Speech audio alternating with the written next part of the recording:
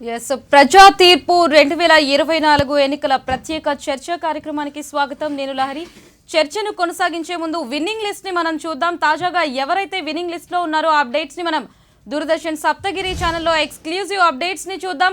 మనం ఇక్కడ చూస్తే దెందులూరు వచ్చేసి చింతమనేని ప్రభాకర్ గెలుపు అంజలో టీడీపీ తరపున ముందు గెలుపొందారు. ఇక నెక్స్ట్ మనం దెందులూరులో చూసినట్లయితే చింతమనేని గెలుపొందారు. అలాగే అమలాపురంలో వచ్చేసి ఐనాబత్తుల ఆనందరావు టీడీపీ తరపున గెలుపొందారు. ఇక శ్రీకాకుళం జిల్లాలో ఆముదాల వలస నుంచి కూనా రవికుమార్ టీడీపీ తరపున గెలుపొందారు. అలాగే కృష్ణా జిల్లా మచిలీపట్నం నుంచి కొల్లు రవీంద్ర టీడీపీ తరపున గెలుపొందారు. ఇక గుంటూరు జిల్లా వేమూరికి సంబంధించి ఆనంద్ బాబు నక్కా టీడీపీ తరపున గెలుపొందారు. ఇక శ్రీకాకుళం జిల్లా శ్రీకాకుళం నుంచి గోండు శంకర్ టీడీపీ తరపున విన్ అయ్యారు. అలాగే విజయనగరం జిల్లా కురుపాం నుంచి జగదీశ్వరి తోయక టీడీపీ తరపున విన్ అయ్యారు. నెక్స్ట్ శ్రీకాకుళం జిల్లా పలాస నుంచి గౌతు శిరీష టీడీపీ తరపున విన్నింగ్ లిస్ట్ లో ఉన్నారు. నెక్స్ట్ అనంతపురం ధర్మవరం నుంచి మనం చూసినట్లయితే సత్యకుమార్ యాదవ్ బీజేపీ తరపున గెలుపొందారు. అలాగే శ్రీకాకుళం జిల్లా నుంచి పాలకొండ మనం చూసినట్లయితే జయకృష్ణ నిమ్మక ఇక్కడ వచ్చేసి జనసేన పార్టీ తరపున ఇతను గెలుపొందారు. నెక్స్ట్ తూర్పు గోదావరి జిల్లా నుంచి మనం చూసినట్లయితే కాకినాడ సిటీ నుంచి వనమాడి వెంకటేశ్వరరావు అలియాస్ కొండబాబు టీడీపీ తరపున గెలుపొందారు. అలాగే కృష్ణా జిల్లా నూజివీడుకు సంబంధించి కొలుసు పార్థసారథి టీడీపీ తరపున ముందంజలో కొనసాగుతున్నారు. ఇక గుంటూరుకు సంబంధించి గురజాలలో ఎరపతినేని శ్రీనివాసరావు టీడీపీ తరపున గెలుపొందారు. ఇక చిత్తూరుకి సంబంధించి పలమనేరులో అమర్నాథ్ రెడ్డి టీడీపీ తరపున గెలుపొందారు. ఇక అనంతపురం నుంచి రాయదుర్గంలో కాలువ శ్రీనివాసులు టీడీపీ తరపున గెలుపొందారు. నెక్స్ట్ తూర్పు గోదావరికి సంబంధించి మండపేట నుంచి జోగేశ్వరరావు టీడీపీ తరపున విజయ దుందుబి మోగించారు. ఇక తూర్పు గోదావరి పెద్దాపురంలో చిన్నరాజప్ప నిమ్మకాయల టీడీపీ తరపున గెలుపొందారు.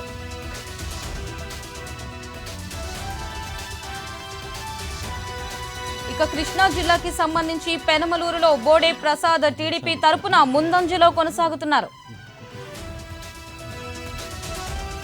ఇక విశాఖపట్నం గాజువాకకి సంబంధించి పల్లా శ్రీనివాసరావు టీడీపీ తరపున ముందంజలో ఉన్నారు.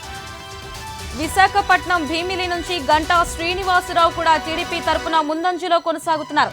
ఇక చిత్తూరు నుంచి కుప్పంకి సంబంధించి నారా చంద్రబాబు నాయుడు ముందంజలో కొనసాగుతున్నారు.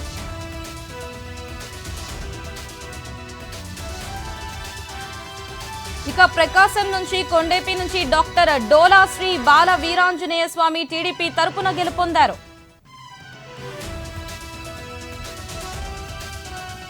అలాగే పశ్చిమ గోదావరి నుంచి మనం చూస్తే ఉంగుటూరులో ధర్మరాజు జనసేన పార్టీ తరపున గెలుపొందారు. ఇక అనంతపురం నుంచి హిందూపురంలో నందమూరి బాలకృష్ణ భారీ మెజారిటీతో గెలుపొందారు. ఇక పులివెందుల కడపకి సంబంధించి చూసినట్లయితే వైఎస్ జగన్మోహన్ రెడ్డి గెలుపొందారు. అలాగే కృష్ణా జిల్లా కైకలూరుకి సంబంధించి కామినేని శ్రీనివాస్ బీజేపీ తరపున గెలుపొందారు.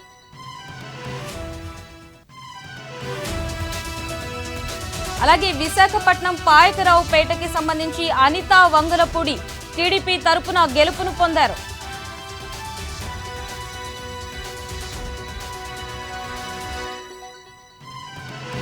అలాగే శ్రీకాకుళం నుంచి నరసన్నపేట నుంచి బగ్గు రమణమూర్తి టీడీపీ తరపున గెలుపొందారు.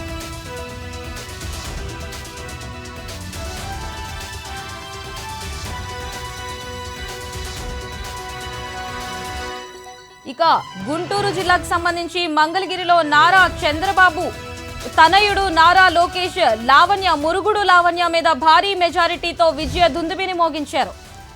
ఇక చర్చని తిరిగి కొనసాగిద్దాం. చర్చలో పాల్గొనడానికి మనతో పాటు ఉన్నారు జి కొండలరావు గారు. నమస్కారం అండి. నమస్కారం. ఎస్, అలాగే జి చెన్నారెడ్డి గారు కూడా మనతో పాటు ఉన్నారు. నమస్కారం సార్. నమస్కారం. రైట్ సార్, కొండలరావు గారు చెప్పండి. ఇప్పటికే మనం చూసినట్లయితే ఎన్డీఏ కూటమి విజయం అయితే సాధించింది. మరి ప్రతిదీ మనం చూసినట్లయితే వైసీపీ పార్టీ తరపున వాళ్ళు ఎన్నో సంక్షేమ పథకాలు అందించినప్పటికీ కూడా ఎందుకు వెనకంజలో ఉన్నారు?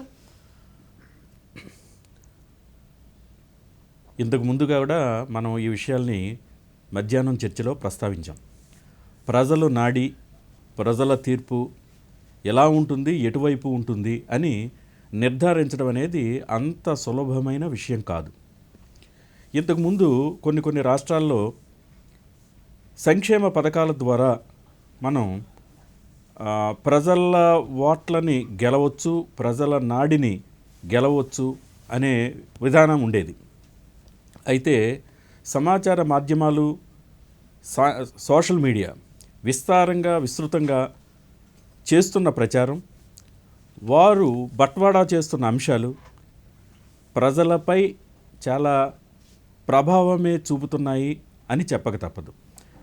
అయితే మనకు ఆంధ్రప్రదేశ్లో అయితే ఒక పెక్యులియారిటీ ఉంది.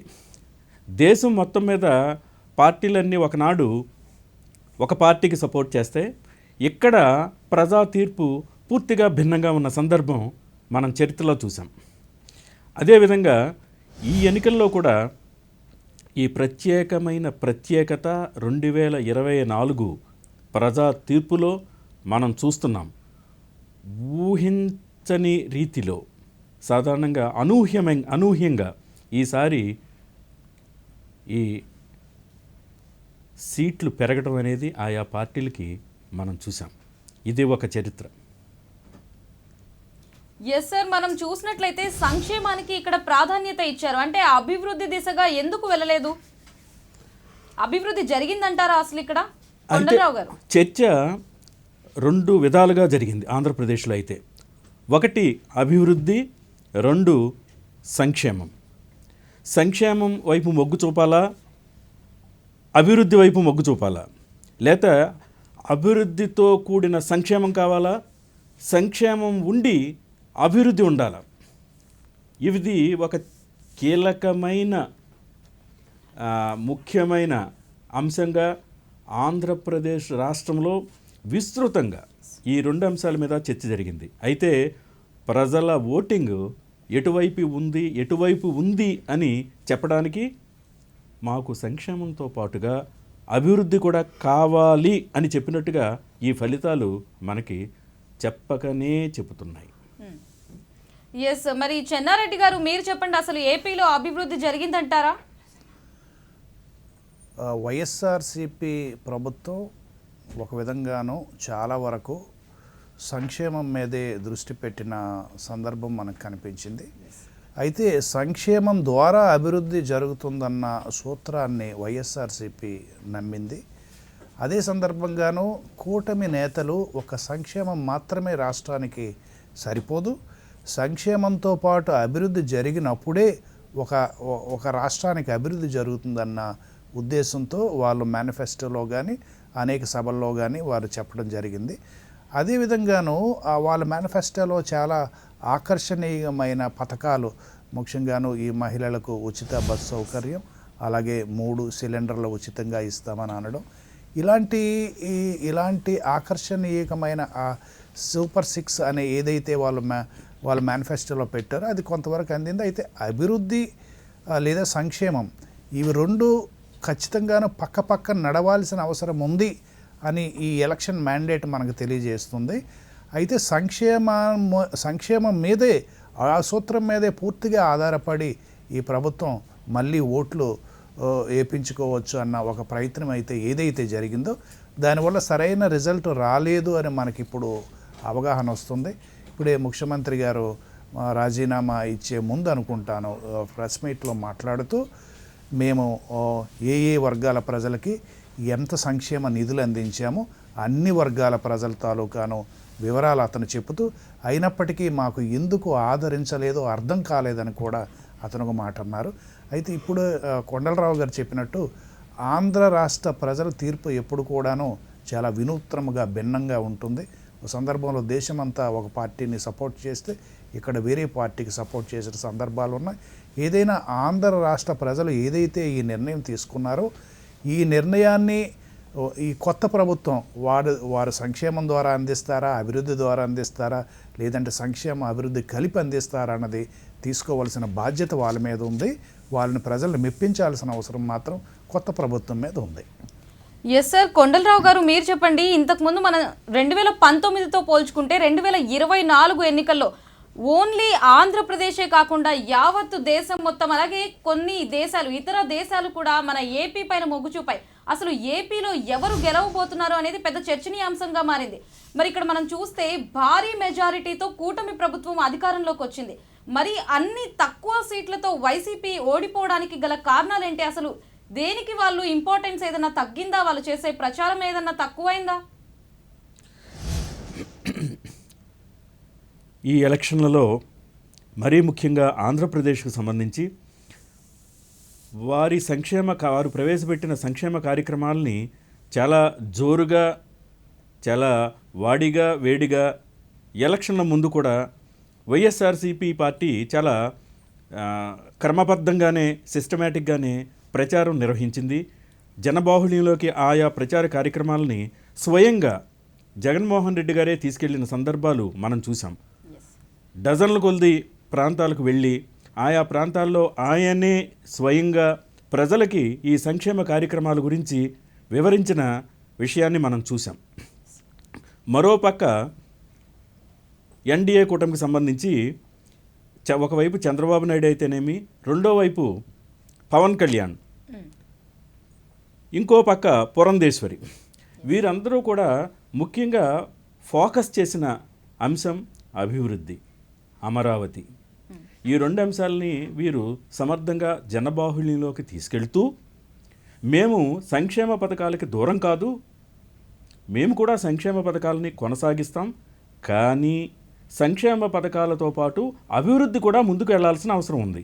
మన పిల్లలు, చదువుకున్న విద్యార్థులు వారి భవిష్యత్తును కూడా ఆలోచించాల్సిన అవసరం ఉంది అని వారు చాలా సుస్పష్టంగా ప్రజల్లోకి తీసుకెళ్లారు వాళ్ళు ఈ అంశాన్ని. సార్, మెగా డిఎస్సి ఇస్తానని చెప్పి జగన్ అన్నారు, బట్ మెగా డిఎస్సి ఇవ్వకపోవడం ఒక కారణంగా మనం చూడొచ్చా? ఒక అంశమే కాదు, చాలా అంశాలు, విద్యకి సంబంధించి, ఉపాధికి సంబంధించి, రహదారులకు సంబంధించి, ఇలా అనేక అంశాలు ఈ ఎలక్షన్ల మీద ప్రభావం చూపించాయి అని చెప్పడానికి ఏమాత్రం సందేహం లేదు. అయితే మరోవైపు రాష్ట్రాభివృద్ధి, మనం జీడిపికి సంబంధించి కానీ మిగతా రాష్ట్రాలతో పోల్చుకుంటే పక్కన తెలంగాణ రాష్ట్రం కొత్తగా అది ముందంజలో ఉంటున్నట్టుగా వార్తా కథనాలు మనకు వినిపిస్తూ వస్తున్నాయి. ఇలా మనం వెనుకపడకుండా ఒక పక్క రాష్ట్రంతో, కొత్తగా ఏర్పడిన రాష్ట్రంతో పోటీగా ముందుకెళ్లాల్సిన విషయాన్ని మరుగున పెట్టి ఒక సంక్షేమం వైపే ఉండాలా అనే ప్రశ్న కూడా జనబాహుళ్యంలోకి అపోజిషన్ పార్టీ వాళ్ళు సమర్థంగా తీసుకెళ్లారు అని చెప్పడానికి ఈ ఫలితాలు చూపిస్తున్నాయి. చక్కటి ఉదాహరణలుగా మనం పేర్కొనవచ్చు. ఎస్, చెన్నారెడ్డి గారు మీరు చెప్పండి, ఇంత తక్కువ మెజారిటీతో వైసీపీ పార్టీ ఓడిపోవడానికి గల కారణాలేంటి? కూటమిలో కనీసం 4 నేతలు, అటు గౌరవ ప్రధాని మోదీ గారు కానీ, అలాగే చంద్రబాబు నాయుడు గారు కానీ, అలాగే పవన్ కళ్యాణ్ గారు కానీ, అలాగే లోకేష్ గారు కానీ, వాళ్ళు 4 ప్రాంతాలు అన్నీ తిరిగి భారీ ఎత్తున ప్రచారం చేశారు. అయితే కిందటిసారి ఎలక్షన్కి మనం గమనిస్తే అప్పుడు వైసీపీ వ్యూహం ఏంటనంటే, ఒకవైపు జగన్మోహన్ రెడ్డి గారు, ఇంకొక వైపు ఆమె చెల్లె షర్మిల గారు, ఇంకొక వైపు వారి తల్లి కూడాను 4 వైపులా తిరిగి ప్రచారం చేసి ప్రజలందరికీ చేరుకోగలిగారు. ఈసారి జగన్మోహన్ రెడ్డి గారు ప్రచారంలో అటు చెల్లి వ్యతిరేకంగా చేయటం, తను ఒక్కడనే తను నమ్ముకోవడం, అనేక ప్రాంతాల్లో సిద్ధమనే సభలు పెట్టడం, ఆ సభలకు కూడాను వేలాది మంది ప్రజలు తరలి రావడం మనం చూసాం. ఇదే సందర్భంలో కూటమి నేతలు ఏం చేశారనంటే, ఇక్కడ మన విజయవాడలోనే స్వయంగా ప్రధానమంత్రి వచ్చి ఇక్కడ రోడ్ షో చేశారు. అలాగే ప్రధానమంత్రి కొన్ని సభల్లో పాల్గొన్నారు. అలాగే బీజేపీ అగ్రనేతలు కూడా వచ్చారు. పవన్ కళ్యాణ్ గారు ఏం చేశారు, ముఖ్యంగాను ఆ 2 ఏవైతే కోనసీమ ప్రాంతం కానీ లేదంటే గోదావరి ప్రాంతాలు కానీ ఇతర ప్రాంతాలు కానీ అతను ఆ ఏరియా కవర్ చేశారు. అలాగే యువగలంలో చంద్రబాబు నాయుడు గారు తనయుడు కూడాను చాలా వరకు కొంతవరకు ఆయన పాదయాత్ర చేశారు. చంద్రబాబు నాయుడు గారు అవిశ్రాంతంగాను ఆ వయసులో కూడాను అర్ధరాత్రులు తిరుగుతూ అత్యంత వేడిని కూడా భరిస్తూ ఆయన తిరగటం, ఇవన్నీ ప్రజలకి ఒక రకమైన నమ్మకం కలిగించారు. అంటే కేవలం తిరగడం అనే కాకుండా వారిచ్చిన హామీలు. అయితే ముఖ్యంగా మనం గమనించాల్సిన విషయం, ఇప్పుడున్న ప్రభుత్వం ఏదైతే జగన్మోహన్ రెడ్డి గారి ప్రభుత్వం ఉందో 3,000 రూపాయల పైన పెన్షన్ ఎవరికైతే ఇస్తూ ఉన్నారో ఆ వృద్ధులకు కానీ, అది 4,000 రూపాయల పెన్షన్ మేము ఇస్తామన్న ఏదైతే కూటమి హామీ ఇచ్చిందో అది కూడా ఇక్కడ పనిచేసినట్టు మనం గమనించాలి. మనకిప్పుడు 3,000 రూపాయల పైన పెన్షన్ వస్తుంది, ప్రభుత్వం మారితే 4,000 రూపాయల పెన్షన్ కూడా రావచ్చు అన్నది ఒక రకమైన ఆలోచన ప్రజల్లో కూడా జరిగి ఉండొచ్చు. ముఖ్యంగా ఎవరైతే పథకాలు తీసుకుంటున్నారో వాళ్ళు జరిగి ఉండొచ్చు. ఇకపోతే నిరుద్యోగుల్లో ఉద్యోగుల్లో అయితే వాళ్ళు చాలా అసంతృప్తిగా ఉన్నారు. వారు అనుకున్నట్టు వారి కోరికలు ఏవి జరగలేదు. ఇకపోతే మనం ఇదివరకు చెప్పుకున్నట్టు పోలవరం ప్రాజెక్టు పూర్తి చేసిన తర్వాత ఓట్లు అడుగుతామని స్వయంగా మంత్రి ప్రకటించారు.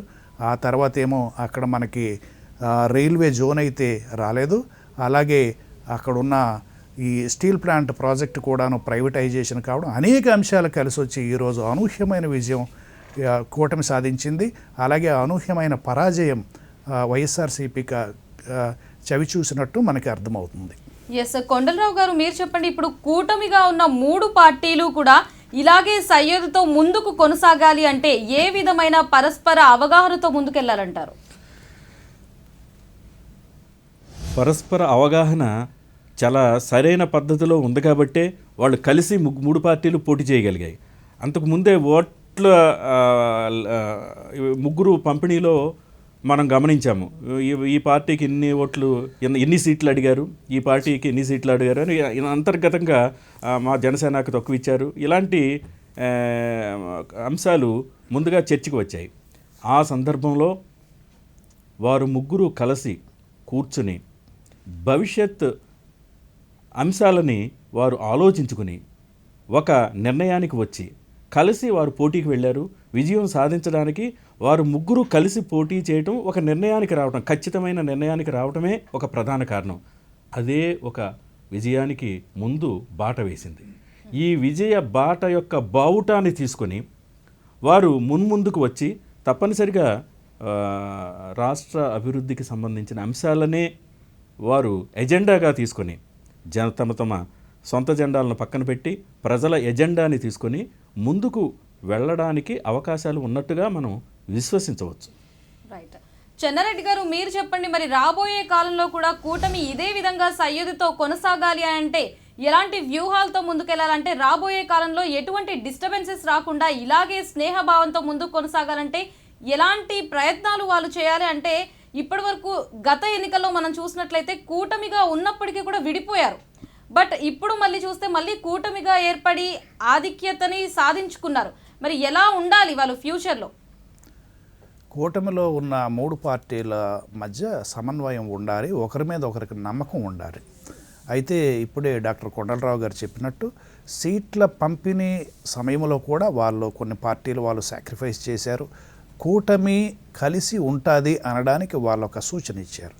ఇప్పుడే కొద్దిసేపటి క్రితమే పవన్ కళ్యాణ్ గారు మీడియాతో మాట్లాడుతూ ఆంధ్ర రాష్ట్రంలో చీకటి రోజులు పోయినాయి, వెలుగు వస్తుందని అన్నారు. మరి రేపటి నుండి వారు ఎటువంటి వెలుగు తీసుకొస్తారనేది ఆంధ్ర రాష్ట్రంలో ఉన్న ప్రజలందరూ ఎదురు చూస్తున్నారు. కాబట్టి వాళ్ళ మీద ఛాలెంజెస్ ఉన్నాయి, ఆ కూటమి మీద బాధ్యతలు ఉన్నాయి.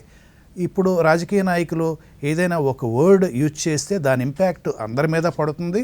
కాబట్టి ఈ కూటమి అనేది కలిసి వెళ్ళడానికి, మీరు చాలా మంచి ప్రశ్న అడిగారు. ఒక పార్టీయే కలిసి వెళ్ళేటప్పుడే ఎన్నో అసంతృప్తులు వస్తాయి. 3 పార్టీలు కలిసి వెళ్ళడం కూడా అంత ఈజీగా జరిగే పరిణామాలు కాదు. ఒక్కొక్క పార్టీ ఐడియాలజీ ఒకలాగా ఉంటుంది, ఎజెండా ఒకలాగా ఉంటుంది. 3 కలిపి తీసుకొని వెళ్ళడం అనేది ఒక చాలా ఛాలెంజింగ్ టాస్క్. అయితే మనం ఇక్కడ విషయం గమనించాలి. రేపు చంద్రబాబు నాయుడు గారు ప్రభుత్వం ఏర్పరిచిన తర్వాత ఏ ఏ పార్టీలకి ప్రభుత్వంలో ఎంతవరకు ప్రాధాన్యత ఇస్తారు. ఫర్ ఎగ్జాంపుల్ జనసేన నుండి ఎంతమందికి మంత్రి పదవులు ఇస్తారు, లేదంటే పవన్ కళ్యాణ్ గారిని మరేమైనా డిప్యూటీ సీఎం చేస్తారా, ఇలాంటి అంశాలు చాలా వరకు ముడిపడి ఉంటాయి. ఇప్పుడు మేము పవన్ కళ్యాణ్ పార్టీ ఏదైతే జనసేన ఉందో మేము ఇంత సాక్షి గెలిచాం, మాకు ఇన్ని మంత్రి పదవులు కావాలి, అలాగే బీజేపీ గెలిచింది మాకు ఇన్ని మంత్రి పదవులు కావాలి. ఇవన్నీ ఒక పార్టీ నాయకుడిగా అతను ఈ ప్రాబ్లమ్స్ అన్నీ సాల్వ్ చేయాల్సిన అవసరం ఉంది. మనం ముఖ్యంగా మన భారతీయ రాజకీయాల్లో గమనిస్తే ఒక ప్రభుత్వం అభివృద్ధి సంక్షేమం మీద కాన్సన్ట్రేట్ చేయడం కంటే ప్రత్యర్థులను ఎదుర్కోవడంలోనే ఎక్కువ సమయం వృధా చేస్తున్నాయి. మనం ఏ పార్టీ గమనించినా అక్కడ దేశ స్థాయిలో కానీ రాష్ట్ర స్థాయిలో కానీ ఒక పార్టీ ఏదైనా సరే సరిగ్గా పరిపాలన చేయడానికి అవకాశం కంటే ప్రత్యర్థులు పార్టీని నిలబెట్టుకోవడం కోసమే ఎక్కువ సమయం వృధా చేయడం జరుగుతూ ఉంది. కాబట్టి ఏదైనా అనుభవజ్ఞుడైన చంద్రబాబు నాయుడు గారు ఈ 3 పార్టీలని ఒకచోట కూర్చొని వాళ్ళని సరైన సముచిత స్థానం కల్పించి ముందుకు తీసుకొని వెళ్ళి వారు ఏదైతే హామీలు ఇచ్చారో ప్రతి హామీ నెరవేర్చాల్సిన అవసరం ఉంది. వాళ్ళ మీద ఇప్పుడు ఒత్తిడి ఛాలెంజ్ కూడా ఉందని నేను భావిస్తున్నా. మనం ఎదురుగా చెప్పుకున్నట్టు రాష్ట్రం ఇప్పటికే అప్పుల్లో ఉందని అంటున్నారు. వాళ్ళు శ్వేతపత్రం విడుదల చేయాలి, ఎంత అప్పు ఉంది, ఎక్కడుంది, ఈ అప్పులు ఎలా పోడ్చాలి, తర్వాత సంపద ఎలా సృష్టించాలి, సృష్టించిన సంపద ఎలాగో మళ్ళీ సంక్షేమ పథకాల ద్వారా ఇవ్వాలి, తద్వారా అటు అభివృద్ధి తీసుకురావాలి. ఇటు కొన్ని సంక్షేమ పథకాలు వారు ప్రకటించున్నారు. రేపు ఫ్రీ ఆర్టీసీ విమెన్ కని అన్నారు, అక్కడ ఎంత నష్టం వస్తుంది, అలాగే 3 సిలిండర్లు ఇస్తారు అన్నారు. నష్టం అనే వర్డ్ నేను యూజ్ చేయను. అక్కడ ఎంత ఖర్చు అవుతుంది, ఇవన్నీ ఎలా పూడ్చుకోవాలన్నది ఈ రాబోయే ప్రభుత్వానికి ఛాలెంజెస్ ఎక్కువ ఉన్నాయని నేను భావిస్తున్నా. వాటన్నిటిని అధిగమించిన రోజే మళ్ళీ వాళ్ళని ప్రజలు ఆదరిస్తారు. లేనంటే ఒకవేళ ఆ విధంగా అధిగమించకపోతే మళ్ళీ ఆ పార్టీలకు నష్టం జరిగే అవకాశం ఉంది. ఎస్ కొండలరావు గారు, మనం చూసినట్లయితే చెన్నారెడ్డి గారు అన్నారు ఏపీ అప్పుల పాలైంది అని చెప్పి. మరి అప్పుల పాలైన ఏపీని ఈ కూటమి ప్రభుత్వం గట్టెక్కించగలదంటారా? ఎస్ కొండలరావు గారు, ఒక్క నిమిషం అండి. మనం బ్రేకింగ్ న్యూస్ చూస్తున్నాము దూరదర్శన్ స్క్రీన్ పైన. ముఖ్యమంత్రి పదవికి జగన్మోహన్ రెడ్డి రాజీనామా చేశారు. ఆ దృశ్యాలను మనం దూరదర్శన్ సప్తగిరి మీద బ్రేకింగ్స్ అయితే చూస్తున్నాం, విజువల్స్ చూస్తున్నాం. మనం ఇక్కడ ముఖ్యమంత్రి పదవికి వైఎస్ జగన్మోహన్ రెడ్డి రాజీనామా చేశారు. ఇది తాజా అప్డేట్స్, బ్రేకింగ్స్ చూస్తున్నాం దూరదర్శన్ సప్తగిరి స్క్రీన్ పైన. ముఖ్యమంత్రి పదవికి వైఎస్ జగన్మోహన్ రెడ్డి రాజీనామా చేసినట్లుగా కూడా మనకి అప్డేట్స్ అందాయి.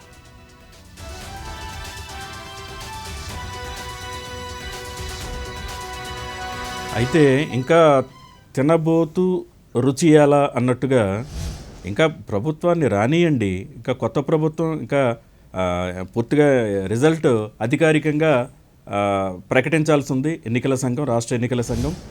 అటు తర్వాత ముఖ్యమంత్రిగా ఆ పార్టీ నాయకుడు పదవీ బాధ్యతలు తీసుకోవలసి ఉంది. తర్వాత ఆ తీసుకున్న బాధ్యతల తర్వాత రాష్ట్రం యొక్క పరిస్థితి అంతా కొత్త క్యాబినెట్ కూర్చొని చర్చించాల్సిన అవసరం ఉంది.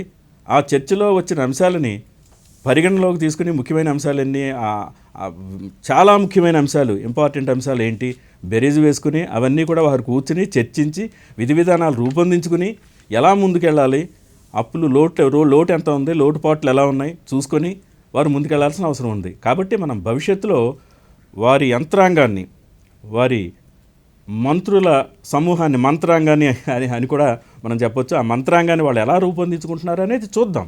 భవిష్యత్తులో వారి స్ట్రాటజీస్ వాళ్ళకు ఉంటాయి. ముందు గవర్నమెంట్ని ఫార్మ్ అవనివ్వండి, గవర్నమెంట్ ఫార్మ్ అయిన తర్వాత వారి యొక్క అభిప్రాయాలు మనకు బయటకు వస్తాయి. అప్పుడు దాని గురించి మనం విశ్లేషణ చేయడానికి మరింత అవకాశం ఉంటుంది. ఎస్ సార్, అంటే ఇప్పటికే అప్పుల పాలైపోయింది రాష్ట్రం అని చెప్తున్నారు. మరి ఇప్పుడు సూపర్ 6 పథకాలని మేము రాగానే అమలు చేస్తాము. ఫస్ట్ ఆఫ్ ఆల్ మహిళలకి ఫ్రీ బస్, అలాగే వృద్ధులకు జూన్ నెల నుంచే, నెక్స్ట్ జూలై నెల నుంచే 4,000 పెన్షన్ కూడా అందిస్తాము. 50 ఏళ్ళు వచ్చిన ప్రతి ఒక్కరికి పెన్షన్ అయితే లభిస్తుందని చెప్పారు. మరి ఇలాంటి సమయంలో వాళ్ళు ఏదైతే హామీలు ఇచ్చారో అవన్నీ అమలు చేయగలరంటారా కొండలరావు గారు? ఎన్నికలకు సంబంధించి రాజకీయ పార్టీలు పలు రకాలైన ఆకర్షణీయమైన పథకాలని రూపొందించి మేము అమలు చేస్తాము అని చెప్పడం సాధారణంగా సర్వసాధారణం. అయితే అధికారంలోకి వచ్చిన తర్వాత వారు తప్పనిసరిగా ఆయా అంశాల సాధ్యాసాధ్యాలని వాళ్ళు పరిశీలిస్తారు. పరిశీలించిన తర్వాత ఎంతవరకు దాన్ని ముందుకు తీసుకెళ్తారు, ఎంతవరకు సాధ్యమవుతుంది అనే అంశాన్ని కార్యదర్శులు ఉంటారు, అధికార యంత్రాంగం ఉంటుంది, ఒక మిషనరీ ఉంటుంది. దాన్ని బట్టి వాళ్ళు మనకు వచ్చే ఆదాయం ఎంత, ఖర్చు ఎంత, లోటు ఎంత, లోటుపాట్లు ఎలా ఉన్నాయి చూసుకుని ముందుకెళ్ళే అవకాశం ఉంటుంది. చెన్నారెడ్డి గారు చెప్పినట్టు అసలు ప్రభుత్వం ఇంతకు ముందున్న ప్రభుత్వం పనిచేసిన ప్రభుత్వం మీద ఒక శ్వేతపత్రం వారు విడుదల చేస్తే దాన్ని బేస్ చేసుకుని ఆధారం చేసుకుని వీరు తమ యొక్క భవిష్యత్ కార్యక్రమాన్ని రూపొందించుకునే అవకాశం ఉంటుందని వారు చెప్పారు. అది కూడా ఒక అంశాల్లో ప్రధానమైన జరగబోయే అంశాల్లో ఒక అంశం కావచ్చు. రైట్ సార్, మరి చెన్నారెడ్డి గారు మీరు చెప్పండి, ఏపీ అప్పుల పాలైపోయిందని కూడా మీరు ప్రస్తావించారు. మరి అప్పుల పాలైన ఏపీని ఇప్పుడు నూతనంగా స్థాపించబడిన కూటమి ప్రభుత్వం అధిగమించగలదా? ఈ అప్పుల్ని దాటి ఏపీని ముందుకు తీసుకెళ్ళగలుగుతుందా? మేనిఫెస్టో వరకు మనం వస్తే ఒక వ్యక్తి ఏదైనా మేనిఫెస్టోలో నేను ఎన్ని పనులు చేస్తానని చెప్పి పూర్తిగా అన్ని పనులు చేసినా సరే ప్రజల తీర్పు ఎలాగుంటుందని మనం ఈరోజు గ్రహించాం. అయితే జగన్మోహన్ రెడ్డి గారు ఏమంటారంటే, నా మేనిఫెస్టో చాలా పవిత్రమైన గ్రంథం లాంటిది, నేను దాదాపుగా అన్ని చెప్పిన పనులు చేశాను అని వారు అన్నప్పటికీ ఈరోజు ఫలితం ఈ విధంగా ఉంది. కాబట్టి ఇప్పుడే డాక్టర్ కొండలరావు గారు చెప్పినట్టు సాధారణంగా దేశవ్యాప్తంగానూ అటు కేంద్రంలో కానీ రాష్ట్రాల్లో కానీ కొన్ని హామీలు ఇస్తారు. ఈ హామీలు సాధ్యాసాధ్యాలు కూడా తర్వాత కార్యదర్శులు అంటే ఐఏఎస్ ఆఫీసర్స్తో కూర్చొని వాళ్ళు చర్చిస్తారు. ఈ సాధ్యాసాధ్యాలను ఏ విధంగా మనం ముందుకు తీసుకొని వెళ్ళాలి. అయితే ఏవైనా ప్రధానమైన హామీలు ఇచ్చిన తర్వాత అవి కనుక అమలు చేయకపోతే ప్రజలు దాన్ని దృష్టిలో పెట్టుకునే అవకాశం కూడా ఉంది.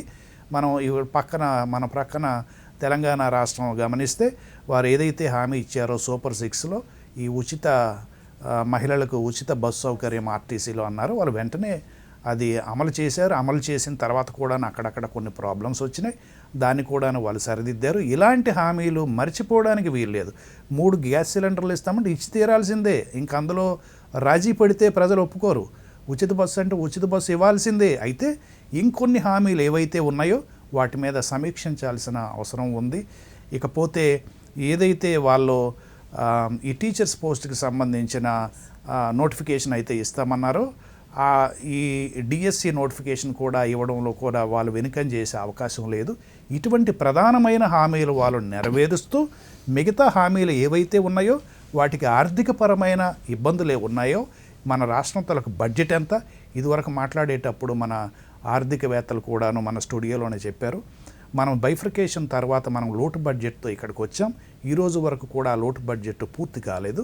అటు మన పక్క తెలంగాణ రాష్ట్రంకి వస్తే ఇప్పటికీ మిగులు బడ్జెట్ ఉంది. ఆ రోజు నుండి ఈ రోజు వరకు మిగులు బడ్జెట్ ఉంది. కాబట్టి వాళ్ళు ఏ సూపర్ 6 అన్నారో ఆ హామీలు వారు జరపడానికి అవకాశం ఉంది. ఇక్కడ మనకి అక్కడ తెలంగాణలో రాజధాని నుండే వేల కోట్ల రూపాయల ఆదాయం వస్తుంది. ఇక్కడ మనకి రాజధాని నుండి వేల కోట్ల రూపాయల ఆదాయం రావాలనే ఉద్దేశంతోనే అమరావతి పెట్టారు. అదేమో మనకి మెటీరియలైజ్ కాలేదు. ఇప్పుడు రాజధాని నిర్మించాలి, దాని నుండి ఆదాయం రావాలి, సంపద సృష్టించాలి. ఈ సంపదను తీసుకొని ఇలాంటి సంక్షేమ కార్యక్రమాలకి అభివృద్ధి కార్యక్రమాలకి ఇవ్వాలి. ఇది మామూలుగా మనం కాగితం మీద రాసుకోవడానికి మాట్లాడడానికి ఉంటుంది. ప్రాక్టికల్గాను ఎంతవరకు జరుగుతుంది? మరి ఆర్థిక శాస్త్రంలో సరైన అవగాహన ఉన్న చంద్రబాబు నాయుడు గారు ఏమన్నా కేంద్ర ప్రభుత్వం యొక్క సహాయం తీసుకుంటారా, లేదంటే ఇంకేదైనా సంస్థ యొక్క సహాయం తీసుకుంటారా? వారిచ్చిన హామీలు ముందుకు తీసుకొని వెళ్తారో, కొన్ని ప్రధానమైన హామీలు తీసుకొని వెళ్ళక తప్పదు. ఎందుకంటే ప్రజలు రాబోయే ఎలక్షన్లో వాళ్ళ నాడి వేరే విధంగా ఉండే అవకాశం ఉంది. ఏదేమన్నా సరే ఈ రాష్ట్రాన్ని ముందుకు తీసుకొని వెళ్తారన్న ఒక నమ్మకంతోనే కూటమి ప్రజలు గెలిపించారు. ఆ నమ్మకాన్ని ఒమ్ము చేయకుండా వెళ్లాల్సిన అవసరం మాత్రం రాబోయే ప్రభుత్వం మీద ఉంది. ఎస్, కొండలరావు గారు, చెన్నారెడ్డి గారు అయితే డిఎస్సి మీద ప్రస్తావన తీసుకొచ్చారు. మరి ఇటీవల చూసినట్లయితే చంద్రబాబు నేను వచ్చి రాగానే డిఎస్సి మీద మొదటి సంతకం అయితే చేస్తాను అని అన్నారు. మరి ఇది ఎంతవరకు జరగబోతోంది అంటారు? మెగా డిఎస్సి సాధ్యమా? సాధ్యాసాధ్యాలు అనేవి ఆ ప్రభుత్వం తీసుకునే నిర్ణయం మీద ఆధారపడి ఉంటాయి. సాధ్యమా అంటే ఒక ప్రధానమైన కీలకమైన అంశం మీద ఒక హామీ ఇచ్చినప్పుడు తప్పనిసరిగా చెన్నారెడ్డి గారు చెప్పినట్టు ఆయా హామీలకు కట్టుబడాల్సిన అవసరం ఆ కొత్తగా వచ్చిన ప్రభుత్వం మీద ఆధారపడి ఉంటుంది. సో తప్పనిసరిగా ఇదివరకు కూడా ఇంతకుముందు తెలుగుదేశం ప్రభుత్వం అధికారంలో ఉన్నప్పుడు డిఎస్సి రిక్రూట్మెంట్ జరిగింది. అది దానికి మనం అందరం చూసాం. కాబట్టి మరి ఏమో అధికారాన్ని తర్వాత అధికారంలోకి వచ్చిన పార్టీ యొక్క అనుదిన కార్యక్రమాల్లో బహుశా ఏ కారణం చేతో తెలియదు కానీ ఆ భర్తీలు పూర్తి కాలేదు.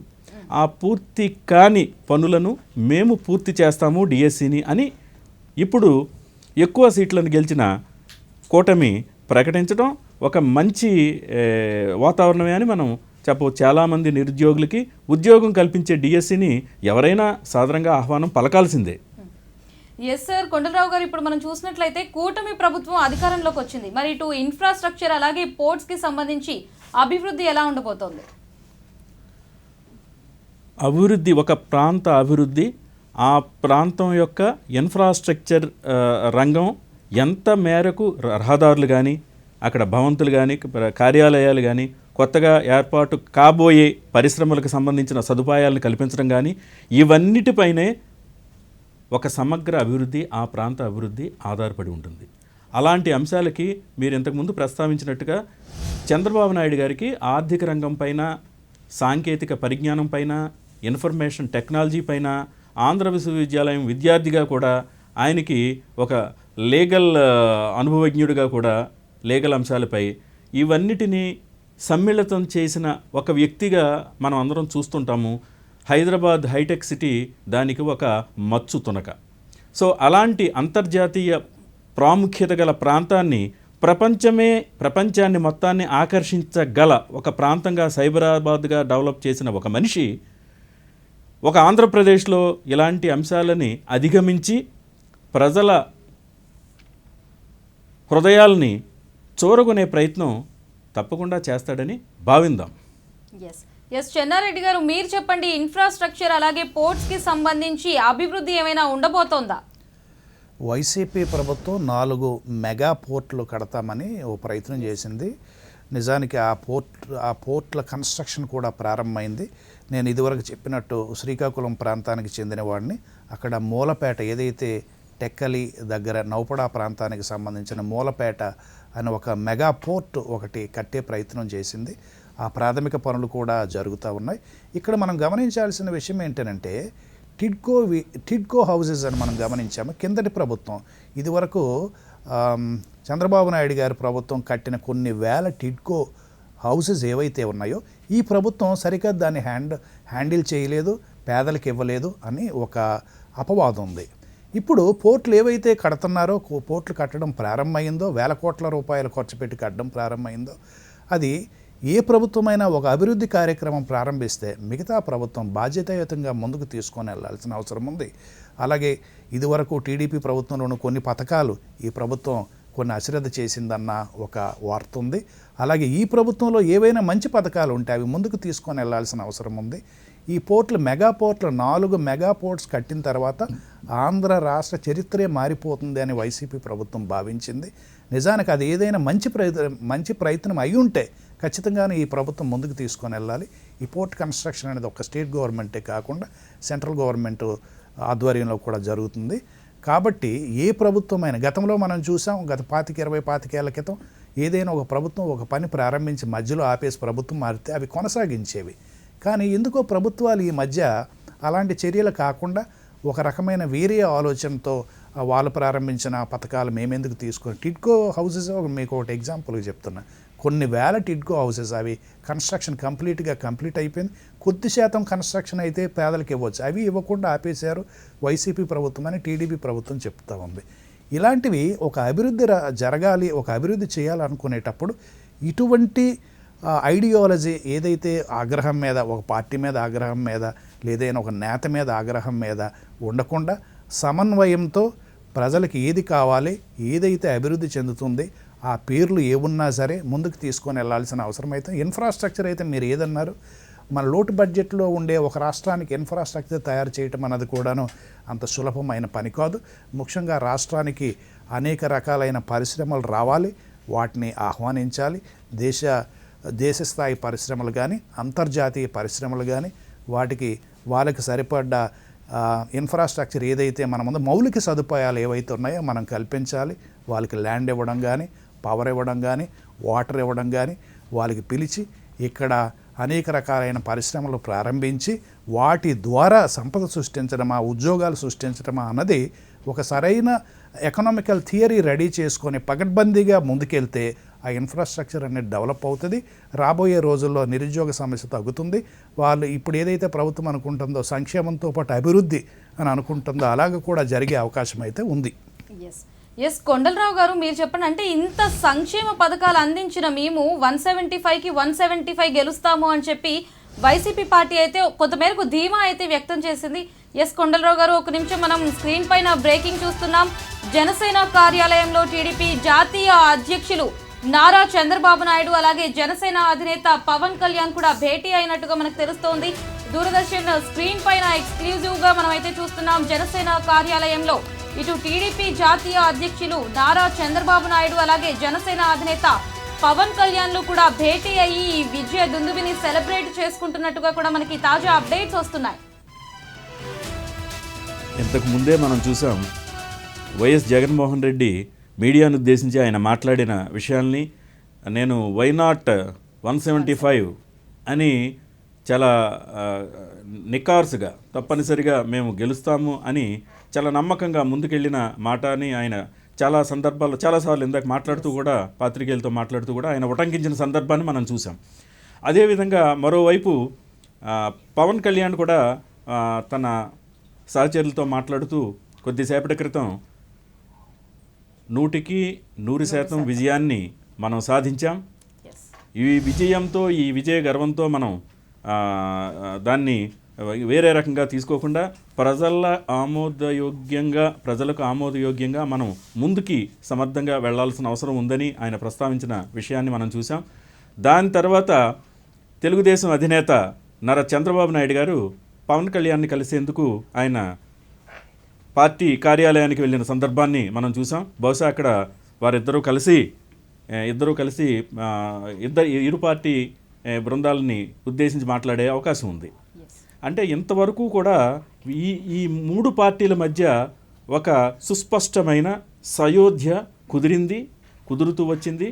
భవిష్యత్తులో కూడా వారు ఈ యొక్క త్రిగళ సమ్మిళితంగా విజయవంతంగా ముందుకు తీసుకెళ్ళాలి అనే దాన్ని కూడా వాడు చేసే ప్రయత్నం అయితే కొండలరావు గారు, జస్ట్ మినిట్ అండి, మనం బ్రేకింగ్ న్యూస్ చూస్తున్నాం, తర్వాత మళ్ళీ మనం చర్చిద్దాం. నరేంద్ర మోదీ ఎక్స్ లో ట్వీట్ చేశారు, Andhra Pradesh has given an expectantial mandated to NDA. I thank the people of the state for their blessings. I congratulate NCBN garu, Pavan Kalyan garu and Karthikeyas of Jai TDP, Jai Janasena Party and BJP for Andhra for the empathetic victory అని కూడా Narendra Modi X వేదికగా tweet చేశారు. ప్రధానమంత్రి నరేంద్ర మోదీ గారు కూడా ఈ విజయాన్ని ఆయన వారికి అభినందిస్తూ విజయం పట్ల ట్వీట్ చేసిన విషయాన్ని మనం చూసాం. ఇలాగే మిగతా ఇంతకుముందు కూడా వైఎస్ జగన్మోహన్ రెడ్డి గారు ఆయన తన మీడియా సమావేశంలో మాట్లాడుతూ ఈ అందరినీ కూడా ఈ గెలిచిన వారిని అభినందించారు చివరిగా. కానీ ఆ చివరిలో ఓటమికి కారణాలని ఆయన కొన్ని ప్రస్తావిస్తూ, నేను చాలా కార్యక్రమాలని మా ప్రభుత్వం చేసింది, చాలా సంక్షేమ కార్యక్రమాలని ప్రజల ముంగిటకి తీసుకువెళ్ళింది, కానీ ఈ పరాజయం వెనుక ఉన్న కారణాలను మేము అంతగా గుర్తించలేకపోతున్నామనే మాట అన్నారు. సార్ 1 minute సార్, మనం స్క్రీన్ పైన బ్రేకింగ్ చూస్తున్నాం. ఇటు కుప్పంలో నారా చంద్రబాబు నాయుడు విజయ దుందుబి మోగించారు. కుప్పం తరపున ఎంతో ఆసక్తిగా ఎదురు చూశారు ప్రతి ఒక్కరూ కూడా. ఆఖరికి చంద్రబాబు నాయుడు కుప్పం సీట్ ను కైవసం చేసుకున్నారు.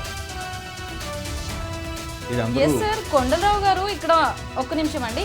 నెక్స్ట్ శ్రీకాళహస్తి నుంచి కూడా మనం చూసినట్లయితే బొజ్జల వెంకట సుధీర్ రెడ్డి టీడీపీ తరపున గెలుపును కైవసం చేసుకున్నారు.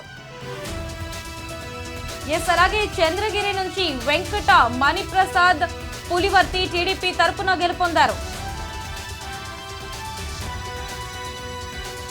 అలాగే పీలేరు, చిత్తూరు నుంచి పీలేరులో నల్లూరి కిషన్ కుమార్ రెడ్డి టీడీపీ తరపున విజయాన్ని కైవసం చేసుకున్నారు. అలాగే అనంతపురం రాప్తాడులో పరిటాల సునీత టీడీపీ తరపున గెలుపొందారు.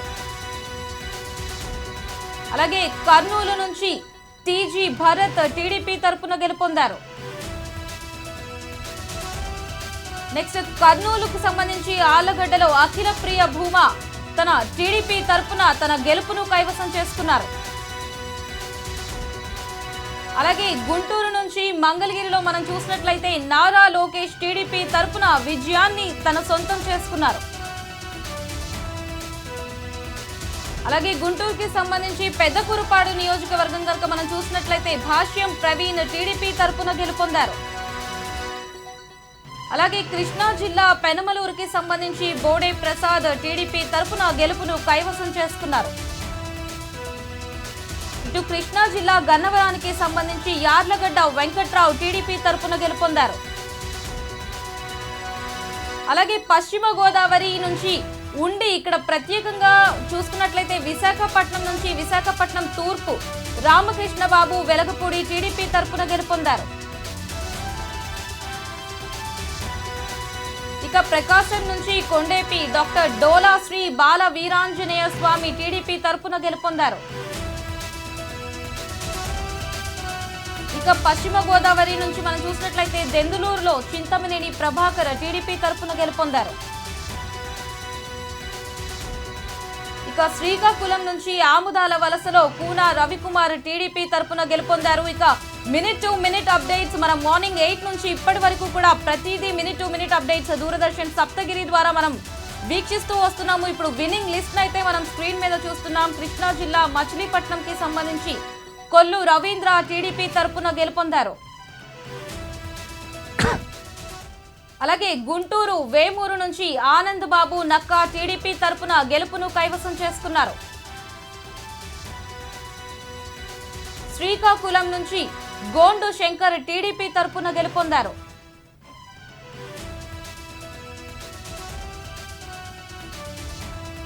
అలాగే విజయనగరం కురుపాం నుంచి జగదీశ్వరి తోయక టీడీపీ తరపున గెలుపొందారు.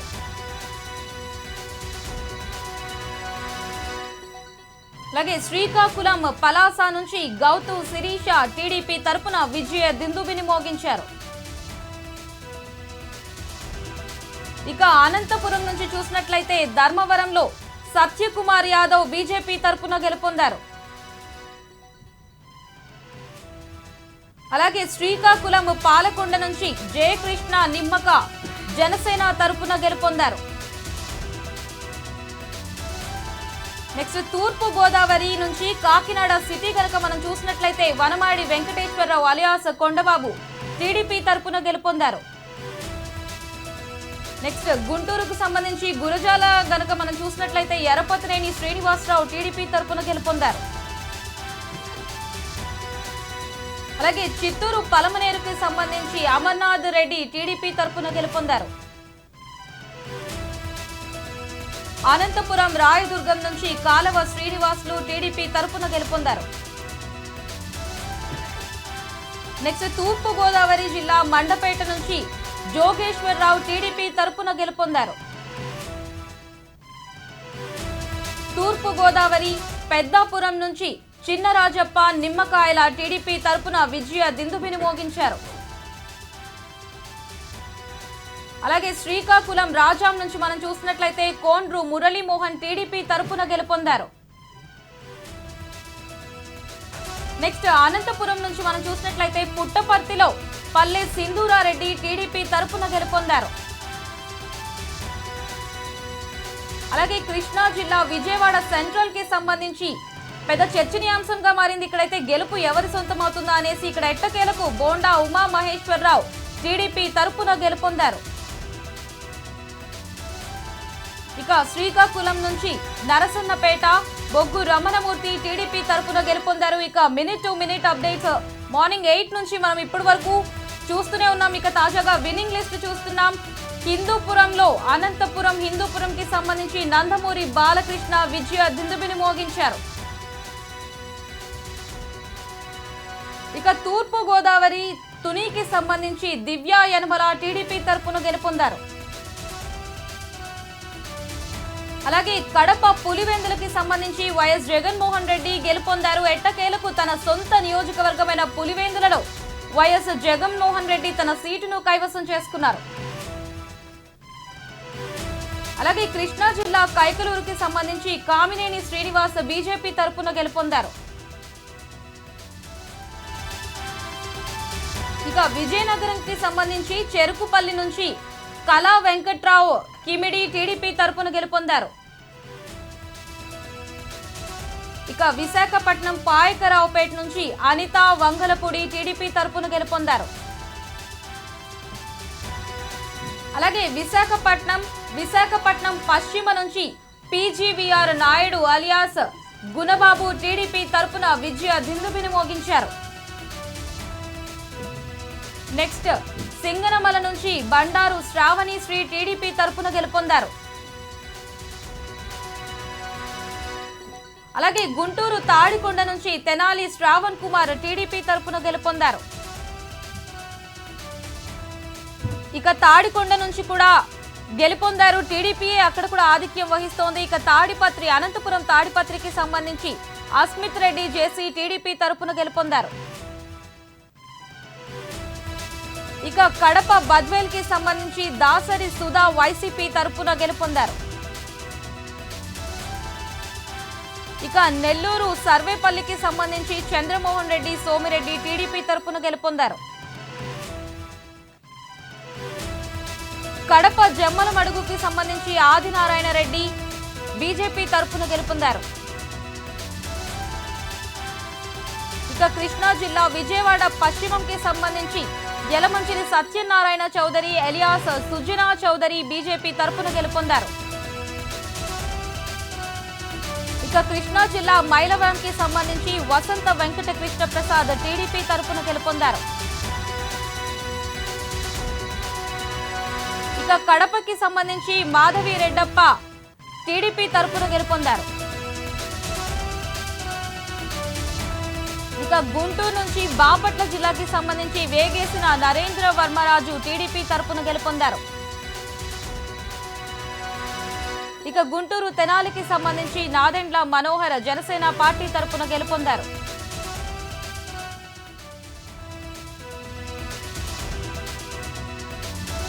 ఇక పశ్చిమ గోదావరి పాలకొల్లు నుంచి డాక్టర్ నిమ్మల రామానాయుడు టీడీపీ తరపున గెలుపొందారు.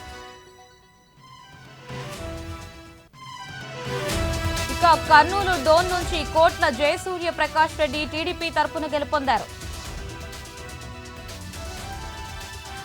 అలాగే కృష్ణా జిల్లా విజయవాడ తూర్పు నుంచి గద్దె రామ్మోహన్ టీడీపీ తరపున గెలుపొందారు.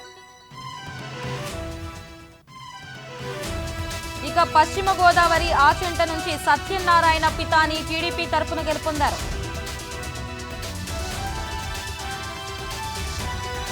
ఇక పశ్చిమ గోదావరి గోపాలపురంలో మద్దిపాటి వెంకట్రాజు టీడీపీ తరపున గెలుపొందారు. అలాగే పశ్చిమ గోదావరి తణుకు నుంచి ఆమిరిమల్లి రాధాకృష్ణ టీడీపీ తరపున గెలుపొందారు. ఇక తూర్పు గోదావరి అనపర్తి నుంచి రామకృష్ణారెడ్డి నల్లమిల్లి బీజేపీ తరపున గెలుపొందారు. అలాగే అనంతపురం ఉరవకొండ నుంచి పయ్యావుల కేశవ టీడీపీ తరపున గెలుపొందారు. ఇక కడప నుంచి ప్రొద్దుటూరుకి సంబంధించి నంద్యాల వరదరాజుల రెడ్డి టీడీపీ తరపున తన సీటును కైవసం చేసుకున్నారు. ఇక ప్రకాశంకి సంబంధించి సంతనూతనపాడులో విజయ్ కుమార్ బిఎస్ టీడీపీ తరపున గెలుపొందారు. అలాగే పశ్చిమ గోదావరి కొవ్వూరు నుంచి ముప్పిడి వెంకటేశ్వరరావు టీడీపీ తరపున గెలుపొందారు. ఇక తూర్పు గోదావరి రాజమండ్రి సిటీ నుంచి ఆదిరెడ్డి శ్రీనివాస్ టీడీపీ తరపున తన గెలుపును కైవసం చేసుకున్నారు.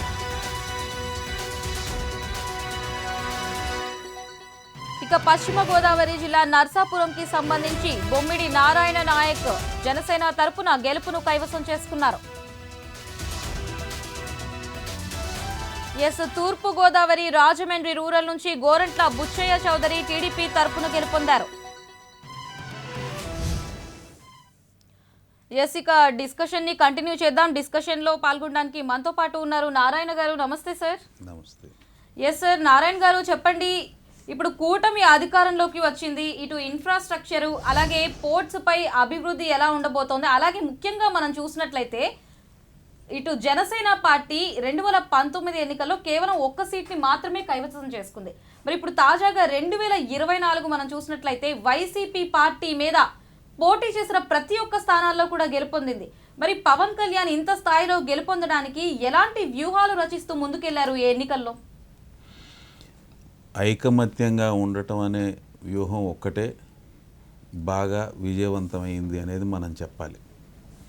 అలాగే ఎవరు రెచ్చగొట్టినప్పటికీ కూడా ఒక కులం రీత్యా కానీ, ఒక మతం రీత్యా కానీ, ఒక ప్రాంతం రీత్యా కానీ ఎన్నో భావోద్వేగాల్ని రెచ్చగొట్టడానికి ప్రయత్నించినా కానీ తాను స్థిమితంగా ఉండటమే కాక తన కార్యకర్తలందరితో కూడా ఈ ప్రస్తుతం ఈ రాష్ట్రానికి ఉన్న అనివార్యమైన అవసరం ఈ రకంగా ఈ ప్రభుత్వం మారాలి అనే ఒక కఠోరమైన ఒక దీక్ష అతను పూని అతను ఆ విజయం సాధించడం అనేది జరిగింది.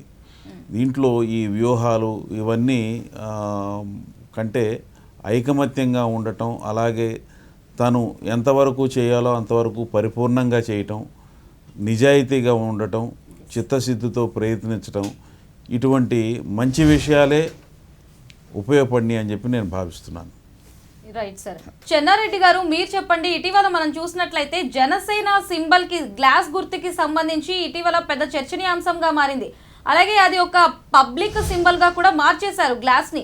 అయినప్పటికీ కూడా ఇప్పుడు పోటీ చేసిన ప్రతి ఒక్క స్థానంలో కూడా గెలిచింది. మరి ఈ గెలుపుకి కారణం ఏమై ఉంటుంది? ఏ వ్యూహాలతో ముందుకెళ్లారు పవన్ కళ్యాణ్? చెన్నారెడ్డి గారు. పవన్ కళ్యాణ్ గారి మీద అనేక రకాలైన ఆరోపణలు ప్రతిపక్ష అంటే వారికి వ్యతిరేకంగా ఉన్న పక్షాల వారు చేశారు. అతను కుటుంబం మీద కానీ ఇటువంటి ఆరోపణలు చేయటం కొంతవరకు ఓటర్లు ఆ ఆరోపణలని ఇష్టపడలేదు అని మనకి ఇక్కడ అర్థమవుతుంది. అయితే పవన్ కళ్యాణ్ గారి వ్యూహం అంతా ఒకటే, కూటమి కావటానికి అతను బ్యాక్ బోన్గా నిలిచాడు. ఆయన స్వయంగా చెప్పాడు, నేను కూటమిని తయారు చేయటానికి ఈ టీడీపీ బీజేపీని ఒకచోట తీసుకురావడానికి నేను చాలా కష్టపడ్డాను. నేను కష్టపడేటప్పుడు నేను పడిన ఇబ్బందులు కూడా మీకు చెప్పుకోలేను అని మొదటి విజయం పవన్ కళ్యాణ్ గారు అక్కడ సాధించారు. ఆ తర్వాత కిందటిసారి ఏదైతే అతను పోటీ చేసి 2 చోట్ల ఓడిపోయారో, ఒక చోట మాత్రమే గెలిచారు. ఎలాగన్నా సరే ఈసారి నేను గెలిచి చూడాలి, నా అభ్యర్థులను గెలిపించి చూడాలి అని అతను అహోరాత్రులు కష్టపడడం మనం గమనించాం. పవన్ కళ్యాణ్ గారిలో ఒక విషయం మనం గమనిస్తే, అతని సంపాదనలో చాలా శాతం కోట్ల రూపాయలు ప్రజలకి సంక్షేమం కోసం ప్రభుత్వం లేకపోయినా తన జేబులో డబ్బులు తీసుకొని ఆయన చాలామందికి సహాయం చేయటం మనం గమనించాం. ఇటువంటి విషయాలు ప్రజల్లో కాస్త ముందుకు వెళ్ళినాయి. ఎవరైనా ఒక పార్టీ అధికారంలోకి వచ్చిన తర్వాత ప్రభుత్వం తాలూకా సొమ్ము ప్రజలకు ఇవ్వటం వేరు, ఒక వ్యక్తి తన సంపాదనలోంచి కొంత డబ్బు తీసి ప్రజలకి ఇవ్వటం అనేది వేరు. అలాంటి విషయాలు కూడా ప్రజలు ఇక్కడ గ్రహించారని మనం గమనించాలి. ఇకపోతే అతని మీద ఎన్ని ఆరోపణలు వచ్చినా, అతని కుటుంబం మీద, కుటుంబ వ్యవస్థ మీద ఎన్ని ఆరోపణలు వచ్చినా సరే, ఇప్పుడే మన గోల నారాయణరావు గారు చెప్పినట్టు అతను ఏమీ తొనక్కుండా బెనక్కుండా నా ప్రయత్నం నేను చేస్తాను, నా ప్రజలకి హామీ ఇస్తాను అని చెప్పి అటువంటి కొన్ని హామీలు ఇచ్చి ఆయన ముందుకెళ్ళటం గమనించింది. ఇకపోతే కూటమి తరపున కూడా అతను కొన్ని హామీలు ఇచ్చి ఉన్నారు. ప్రజల తాలూకా హృదయాలు గెలుచుకునే ప్రయత్నం చేశారు. ఇప్పుడు వాళ్ళు పోటీ చేసిన స్థానాల్లో దాదాపు 17 స్థానాలు లీడింగ్లో ఉండడం అనేది అది ఒక విధంగానూ ఆ పార్టీకి ఒక కొత్త చరిత్ర.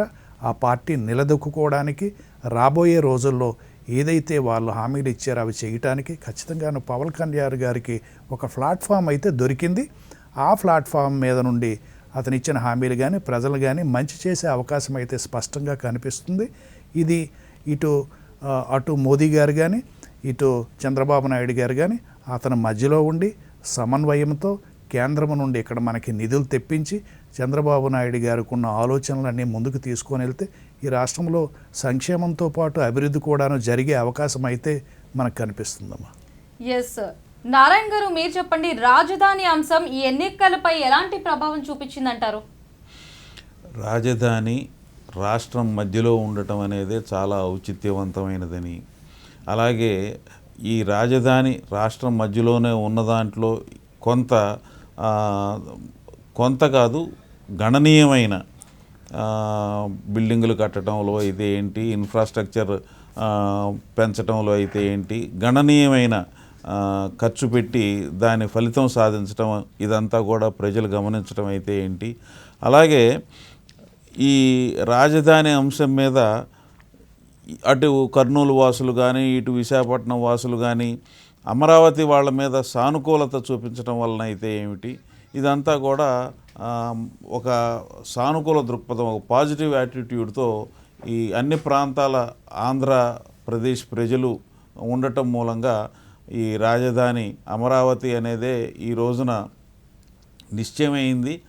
అమరావతి ఎక్కడ ఆగిపోయిందో ఆ ఆగిపోయింది మళ్ళీ సక్రమంగా మొదలుపెట్టి అది విజయవంతంగా పూర్తి చేయటానికి అవకాశం కూడా ఉన్నది. ఎందుచేతంటే అది ఒక సెల్ఫ్ ఫైనాన్సింగ్ ప్రాజెక్టు అనేది మేధావులు కానీ, ఆర్థిక శాస్త్రవేత్తలు కానీ అందరూ కూడా అర్థం చేసుకోవటమే కాకుండా ప్రజలకు కూడా తెలియజెప్పడం జరిగిందని చెప్పి సందర్భంగా తెలియజేస్తున్నాను. ఎస్, చెన్నారెడ్డి గారు మీరు చెప్పండి, వైజాగ్ స్టీల్ ప్లాంట్ పై కూటమి ప్రభుత్వం ఎలాంటి నిర్ణయం తీసుకోబోతోంది? అది ఒక ఛాలెంజింగ్ టాస్కే. అక్కడ బీజేపీ తర్వాత ఏదైతే జనసేన, ఆ తర్వాత టీడీపీ ఈ కూటమి అయితే ఉందో, అక్కడ కేంద్ర ప్రభుత్వం మాత్రం చాలా వరకు ఈ దేశంలో ఉన్న కొన్ని ప్లాంట్లు కానీ అవి ప్రైవేటైజ్ చేయాల్సిన అవసరం ఉందని ఒక నిర్ణయానికి వచ్చిన సందర్భంలో వాటిని ఆపే ప్రయత్నం అయితే కొంతవరకు జరిగింది. ఈ మధ్యకాలంలో అక్కడ ఉన్న బీజేపీ ఎంపీ కూడా మాట్లాడుతూ మేము చాలా వరకు ఆ ప్రయత్నం చేసాం. ఇకపోతే పవన్ కళ్యాణ్ గారు కూడా స్వయంగా అన్నారు, ఇప్పుడు అక్కడ ప్రైవేటైజేషన్ ఆపడం కూడా జరిగింది, అది నా వల్ల కూడా కొంతవరకు జరిగిందని అన్నారు. ఏదేమైనా సరే అది ఒక హామీ ఉంది కాబట్టి ఆ ప్రైవేటైజేషన్ ఆపటానికి కొంత సానుకూలమైన పరిస్థితులు ఇప్పుడు ఉంటాయి. కూటమి అధికారంలోకి వచ్చింది కాబట్టి. అయితే ఇక్కడ ఒక విషయం మనం గమనించాలి, ఈ ప్రైవేటైజేషన్ అన్నది కేంద్ర ప్రభుత్వం ఎందుకు చేయాలనుకుంటుందంటే దేశంలో ఉన్న కొన్ని ప్రభుత్వ రంగ సంస్థలు ప్రైవేటైజ్ చేయాల్సిన అవసరం ఉందని ఎందుకు అనుకోవడానికి కారణం ఒక చిన్న ఉదాహరణ చెప్తా. 1920 సంవత్సరంలో ఆర్థిక మాంద్యం వచ్చింది అమెరికాలో. ఆర్థిక మాంద్యం వచ్చిన తర్వాత వాళ్ళు ఏం చేశారంటే ప్రభుత్వ సంస్థలన్నీ ప్రైవేటైజ్ చేసేసారు. ఆ చర్య వల్లే ప్రపంచంలో అమెరికా ఒక శక్తివంతమైన దేశంగా ఎదగడానికి కారణమైంది. అదే సందర్భంలో ఇక్కడ మనం చూస్తే పివి నరసింహారావు గారు కూడా పీపీపీ పద్ధతి తెచ్చారు, అంటే పబ్లిక్ ప్రైవేటైజేషన్ రెండు కాంబినేషన్లో తెచ్చారు. అది కూడా కొంతవరకు సక్సెస్ అయింది. ఇప్పుడు కేంద్ర ప్రభుత్వం ప్రైవేటైజ్ చేయాలని అనుకుందంటే ప్రజలను దూరం అవ్వాలనే ఉద్దేశం కాదు, అది ఒక పాలసీ, అది ఒక ఎకనామిక్ పాలసీ. ఆ పాలసీ ప్రకారం వాళ్ళు ప్రైవేటైజ్ చేయాలని అనుకుంటున్నారు. అయితే అది ఆపాల్సిన అవసరం ఉంది. ఇప్పుడు మనం చాలా వరకు గమనిస్తే ప్రభుత్వ ఉద్యోగాలు చేయడానికి మనమంతా ముందుకెళ్తాం, ఎందుకంటే అక్కడ కొద్దిగా బాధ్యత తక్కువ కాబట్టి, జీతం టైంకి వస్తుంది కాబట్టి. అదే ప్రైవేట్ వాడి దగ్గర మనం పని చేయాలంటే కొద్దిగా ఇబ్బంది పడతాం, మనం పని చేయకపోతే జీతం ఇవ్వడేమో అనే ఒక ఉద్దేశం అయితే ఉంటుంది. ఇటువంటి అభిప్రాయం ఉండేటప్పుడు అది ప్రైవేటైజ్ చేస్తే అక్కడ పనిచేస్తున్న వేలాది మంది వాళ్ళు ప్రైవేటు ఉద్యోగాల కింద మారిపోతారని, అప్పుడు మనకున్న రెస్పాన్సిబిలిటీ పెరుగుతుంది అనే ఒక ఉద్దేశం కూడా కావచ్చు. ఏదేమైనా ఇది ఒక ఛాలెంజింగ్ టాస్కే రాబోయే ప్రభుత్వానికి. అది ప్రైవేటైజేషన్ పూర్తిగా ఆపుతారా, లేదంటే కేంద్ర ప్రభుత్వమే ఎక్కడున్న ప్రభుత్వానికి నచ్చజెప్పి ప్రైవేటైజ్ చేస్తుందా అనేది మనం చూడాల్సిన అంశం అయితే ఉంది. నారాయణ గారు మీరు చెప్పండి, వైజాగ్ స్టీల్ ప్లాంట్ పై కూటమి ఎలాంటి నిర్ణయం తీసుకోబోతుంది? కూటమి ఎటువంటి నిర్ణయం తీసుకోబోయినప్పటికీ కూడా వైజాగ్ స్టీల్ ప్లాంట్ని ప్రైవేటైజ్ చేయటం అనేది ఆర్థిక శాస్త్రపరంగా కానీ అలాగే సాంఘిక పరంగా కానీ అది చాలా పెద్ద పొరపాటు అవుతుంది అని చెప్పి నేను వ్యక్తిగతంగా భావిస్తున్నా. ఒకానొక సమయంలో విశాఖ ఉక్కు ఆంధ్రుల హక్కు అని చెప్పి ఒక పెద్ద ఎత్తున ఉద్యమం చేసి ఎంతోమందిని పోగొట్టుకుని, అంటే ప్రాణత్యాగాలు కూడా జరిగినాయి.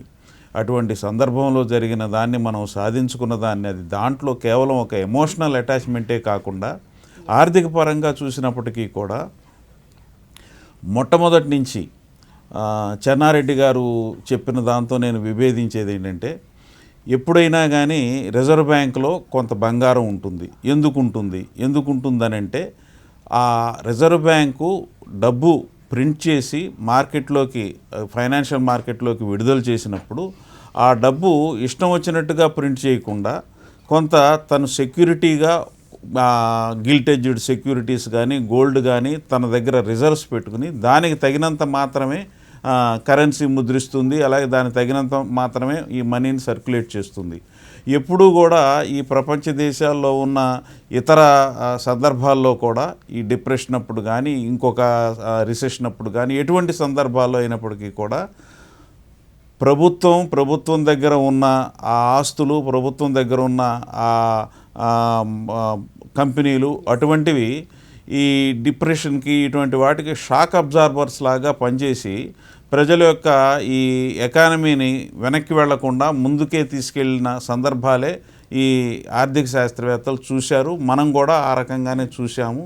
కాబట్టి అసలు ఈ విశాఖ ఉక్కే కాకుండా ఏ రకమైన ప్రభుత్వ రంగ సంస్థలను కూడా ప్రైవేటైజ్ చేయటం విషయంలో చాలామంది యొక్క మనోభావాలు దెబ్బతిని ఉన్నాయి.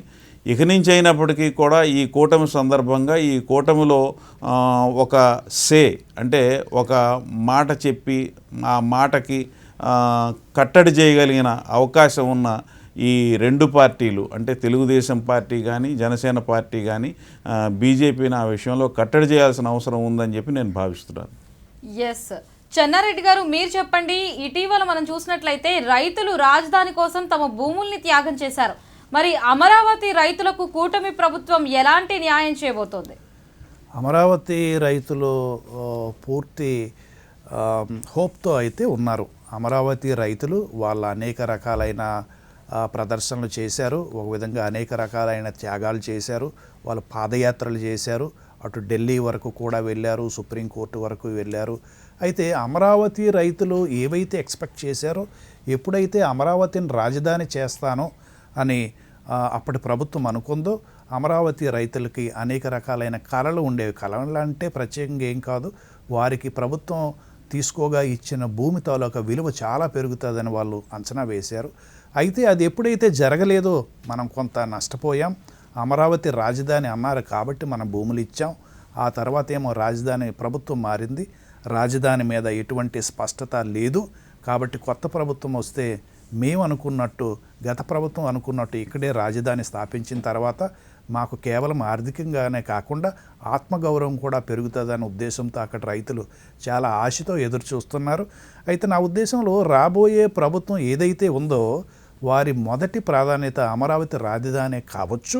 అయితే అమరావతి రాజధానికి ఆ రోజుల్లోనే నరేంద్ర మోదీ గారు ప్రభుత్వం తాత్కాలిక రాజధాని కడతానంటే 1500 కోట్ల రూపాయలు ఇవ్వడం, అక్కడ ఖర్చు పెట్టడం జరిగింది. రాజధాని నిర్మాణం అన్నది ఇప్పుడు అంత సులభంగా అయ్యే పని కాదు. ఆ విషయంలోనే ఏదైతే ఇక్కడ ప్రభుత్వం అక్కడ ప్రభుత్వం ఒకటైతే ఆ సందర్భంలో కేంద్రం నుండి నిధులు తెచ్చి అమరావతి రాజధాని కట్టి అక్కడ ఉన్న రైతుల తాలూకు ఆకాంక్షలు నెరవేరే ప్రయత్నం అయితే ఇక్కడ ప్రభుత్వం చేయాలి, అక్కడ ప్రభుత్వం చేయాలి. రైతులు మాత్రం చాలా ఆశతో ఎదురు చూస్తున్నారు.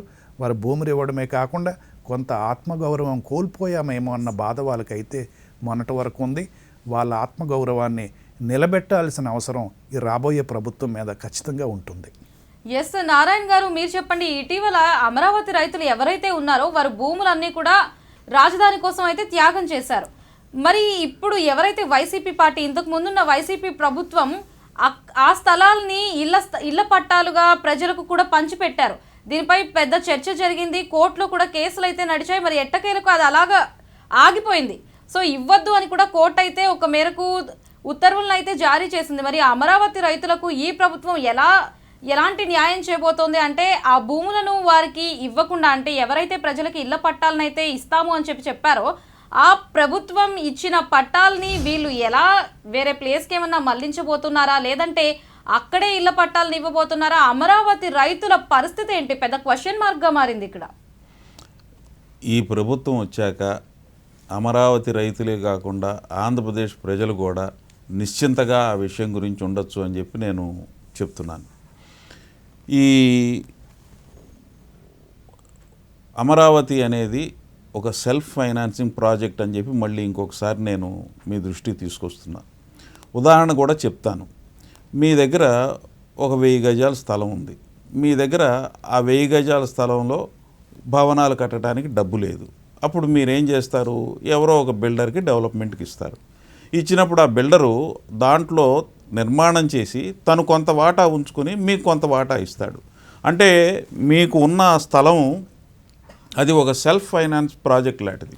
ఇప్పుడు ఈ అమరావతి విషయంలో కూడా ఈ చంద్రబాబు నాయుడు గారు చేసిన కాన్సెప్ట్ ప్రకారం అక్కడ కావాల్సిన భవనాలు కానీ కావాల్సిన వ్యవస్థ కానీ అదంతా కూడా నిర్మించడానికి సింగపూరు లేకపోతే ఇటువంటి కొంతమందికి ఆయన ఇవ్వటం మూలంగా ఈ ప్రభుత్వానికి సంబంధించిన ఏవైనప్పటికీ కూడా మనకి ఉచితంగా వస్తాయి. అలాగే ఈ రైతులు ఎవరెవరికైతే ఈ స్థలాలు వాళ్ళ పొలాలు తీసుకోవడం జరిగిందో వాళ్ళకి రిటర్నబుల్ ప్లాట్స్ అని చెప్పి వాళ్ళకి తగిన ఆ ప్లాట్స్ ఇవ్వటం, అది కూడా డెవలప్ చేసి ఇచ్చేలాగా, ఆ డెవలప్మెంట్ కూడా ఎవరు చేస్తారు, ఈ బిల్డరే చేస్తాడు. ఇట్లాగా ఒక ప్రణాళిక ప్రకారం చేసిన ఆ ప్రాజెక్ట్ని కొన్ని వ్యక్తిగత కారణాలు లేకపోతే కొన్ని వాళ్ళ మనసులో ఉన్న ఉద్దేశాలని ఆ ప్రాజెక్ట్ మీద నమ్మకం ఉండకో లేకపోతే ఈ అమరావతిని ఇక్కడి నుంచి వేరే వేరే చోట్లకి 3గా విభజించి డివైడ్ చేయాలనే ఉద్దేశంతోనూ ఏ కారణం మూలంగా అయినా సరే ఈ అమరావతి ప్రజలందరికీ కూడా ఏంటంటే చాలా బాధ కలిగింది. ఇప్పుడు ఆ బాధ ఖచ్చితంగా తొలగిపోతుందని చెప్పి నేను విశ్వసిస్తున్నాను. ఎస్ రైట్ సార్, చర్చని మనం మళ్ళీ కొనసాగిద్దాము. ప్రస్తుతం అయితే పవన్ కళ్యాణ్ మాట్లాడిన బయట ఒకటి రెడీగా ఉంది. దూరదర్శన్ సప్తగిరి ఛానల్లో ఎక్స్క్లూజివ్గా వీడియోని చూద్దాం. ఆంధ్రప్రదేశ్ విభజన జరిగినప్పటి నుంచి ఈ రోజు దాకా మనం అడుగుతూనే ఉన్నాం. ఆ రోజులు అయిపోయినాయి, ఆ చీకటి రోజులు అయిపోయినాయి. ప్రతి ఒక్కరం బాధ్యతతోటి భవిష్యత్తు తరాల కోసం బాధ్యతని భుజాల మీద వేసుకొని చాలా బాధ్యతాయుతంగా జవాబుదారీతనంతో కూడిన రాజకీయ ప్రభుత్వం, రాజకీయ మనకి ఆలోచన విధానం ఉంటుంది. నేను విజయం సాధించానని కానీ డబ్బులు వచ్చినాయని కానీ ఏ ఒక్క సినిమా విజయం చెప్పలే. నాకు భారతదేశంలో 100కి 100% కొట్టామంటే జనసేన. ఈ విజయం జనసేన లేదంటే జన సైనికులు వీర మహిళలో జనసేన నాయకులది కాదు, కేవలం వారిదే కాదు, 5 కోట్ల మంది ప్రజల ఆకాంక్షదే. మార్పు కావాలి, పాలన మారాలి. ఇవన్నీ చాలా మంది కోట్లాది మంది ప్రజల ఆకాంక్ష. ఈరోజు ప్రజల తీర్పు. మనందరికీ చాలా జాగ్రత్తగా ఉండాల్సిన సమయం ఇది. కక్ష సాధింపుల సమయం కాదు ఇది. ఆంధ్రప్రదేశ్ భవిష్యత్తుకి బలమైన పునాది వేసే సమయం ఇది. అన్నం పెట్టే రైతుకి అండగా ఉండే సమయం ఇది. రక్షణ లేని ఆడబిడ్డలకి రక్షణ కల్పించే సమయం ఇది. ఆడబిడ్డల్ని మహిళల్ని వారి కాళ్ళ మీద వాళ్ళు నిలబడగలిగేలా చేసే సమయం ఇది. ప్రభుత్వ ఉద్యోగులు కూడా మాటిస్తున్నాం. కంట్రిబ్యూటరీ పెన్షన్ స్కీమ్ నేను చెప్పాను, నేను బాధ్యత తీసుకున్నాను, నేను మర్చిపోలా. ఏరు దాటాక తెప్ప తగిలేసే రకం కాదు నేను. కాంట్రిబ్యూటరీ పెన్షన్ స్కీమ్ దానికి సరి సమానంగా అది కానీ మీకు న్యాయం వచ్చేలాగా సంవత్సరంలోపు తీసుకొస్తాను అని మాట ఇచ్చాం, తీసుకొచ్చి తీరుతాం. ఆ మాట మీకు ఇస్తున్నాం. యువత నలిగిపోతా ఉన్నారు. మీ చదువులకి తగ్గ ఉద్యోగాలు కానీ మీ స్కిల్స్ని పెంపొందించి మీకు ఉద్యోగాలు కానీ నేను మీకు చెప్తున్నా. నాకు చాలా పెద్ద బాధ్యత ఇచ్చారు ప్రజలు. ఈ రోజున బాధ్యత ఎంత ఉందంటే 175 సీట్లు మనం గెలిస్తే ఎంత బాధ్యత ఉందో అంత బాధ్యతతో మేము పనిచేస్తాం. గెలిచిన ప్రతినిధుల మాటలను విందాం. మంచి చేయాలన్నటువంటి ఆలోచనకి ఊతమిచ్చి నన్ను ఆశీర్వదించి నువ్వు ఈ పని చేయగలవని ఎమ్మెల్యే అభ్యర్థిగా టికెట్ ఇచ్చి ఆశీర్వదించినటువంటి నా దేవుడు నారా చంద్రబాబు నాయుడు గారికి, లోకేష్ బాబు గారికి ఇంతగా ఆదరించి అభిమానించి ప్రేమించి ఆశీర్వదించినటువంటి పూతలపట్టు నియోజకవర్గ ప్రజానీకానికి, జనసేన బీజేపీ నాయకులు కార్యకర్తల సహకారానికి నేను తల వంచి వినమ్రంగా నమస్కారం తెలియజేస్తున్నా. పూతలపట్టు నియోజకవర్గానికి నన్ను అభ్యర్థిగా పంపించినప్పుడే మా అధినాయకుడు ఒక మాట చెప్పాడు, వీడిని పంపిస్తున్నాను, వాడు పోతే వీడు, వీడు పోతే వాడు వచ్చి గెలుచుకొని పోవడానికి ఇంకా కుదరదు, పూతలపట్టు నియోజకవర్గంలో తెలుగుదేశం జెండా రెపరెపలాడుతుందన్నటువంటి సంకేతాన్ని ఇచ్చి పంపించాడు. ఆ సంకేతం ఈరోజు రుజువైంది. ఈరోజు ఆంధ్రప్రదేశ్ ప్రజానీకం ఒక చారిత్రాత్మకమైన తీర్పునివ్వడం జరిగింది. సింగిల్ ఎజెండా, జగన్మోహన్ రెడ్డి పోవాలి, చంద్రబాబు నాయుడు రావాలి. ఒక అరాచకానికి, ఒక అవినీతిని సాగనంపిన వైనం ఇవాళ ఆంధ్రప్రదేశ్ రాష్ట్రంలో చూస్తూ ఉన్నాం. ఇవాళ అరాచకాలకి నిలయంగా జగన్మోహన్ రెడ్డి కానీ వారి ఎమ్మెల్యేలు కానీ ఉన్న నేపథ్యంలో ఇవాళ ఆంధ్రప్రదేశ్ ప్రజానీకం తరిమి కొట్టారు. చివరికి ప్రతిపక్ష హోదా కూడా దక్కని దౌర్భాగ్యమైన పరిస్థితి, దయనీయమైన పరిస్థితిని ఇవాళ జగన్మోహన్ రెడ్డి ఎదుర్కోవడం జరిగింది.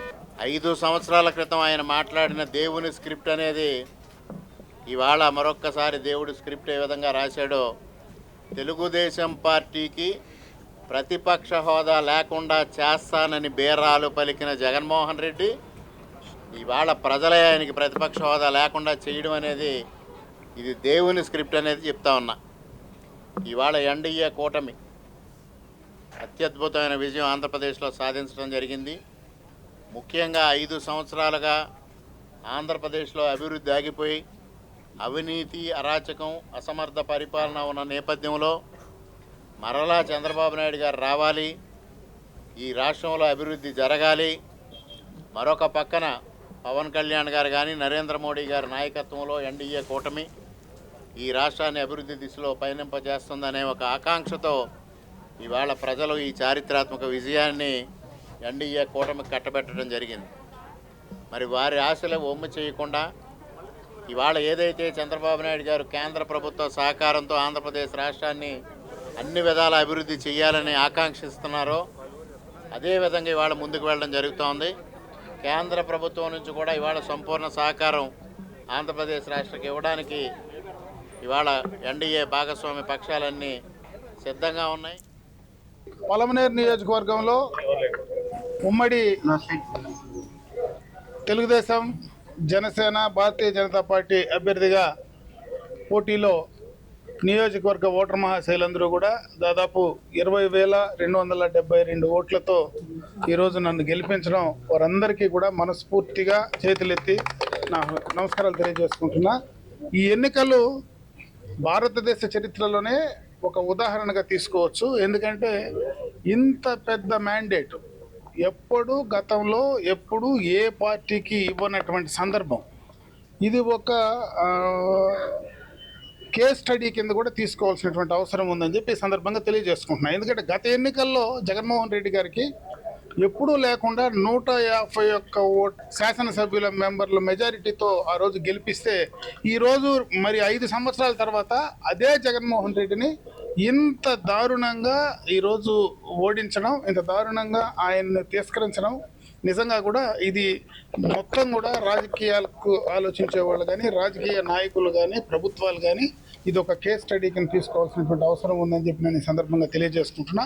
అంటే ఈ 5 సంవత్సరాల్లో ప్రజలను ఏ రకంగా విసిగించాడు, ప్రజా ఆగ్రహాన్ని ఏ రకంగా చూరగొన్నాడు, ఏ రకంగా ప్రజల యొక్క భవిష్యత్తును నాశనం చేశాడు, యువకుల భవిష్యత్తును నాశనం చేశాడు అనడానికి ఇది ఒక్కటే ఉదాహరణ అని చెప్పి సందర్భంగా కూడా తెలియజేసుకుంటున్నా.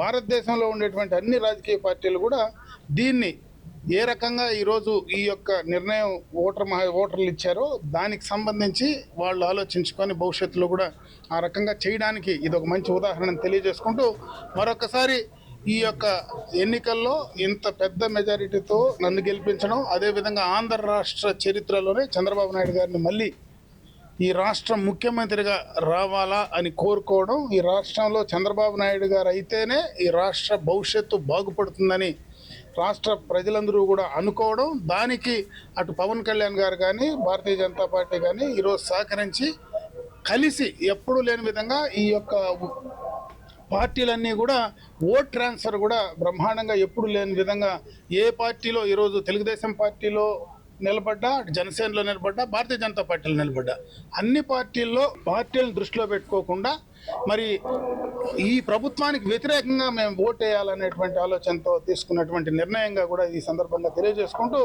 నా నియోజకవర్గ ప్రజలందరికీ కూడా మనస్ఫూర్తిగా నా కృతజ్ఞతలు తెలియజేసుకుంటూ 10 మందికి మంచి చేయాలన్నటువంటి ఎస్, చర్చని తిరిగి కొనసాగిద్దాం. చెన్నారెడ్డి గారు, మీరు చెప్పండి. ప్రత్యేక హోదాపై టీడీపీ అలాగే జనసేన నేతలు గతంలో అయితే ప్రయత్నం చేశారు. మరి ఈసారి ప్రత్యేక హోదా తెచ్చేందుకు ఎలాంటి ప్రయత్నం చేస్తారు? కూటమిగా ఉన్న వీరు ముగ్గురు బీజేపీ నుంచి ఎటువంటి ఒత్తిడి పెట్టి ఇక్కడ ప్రత్యేక హోదా తేబోతున్నారు? ఏదైనా ప్రయత్నం చేస్తారంటారా?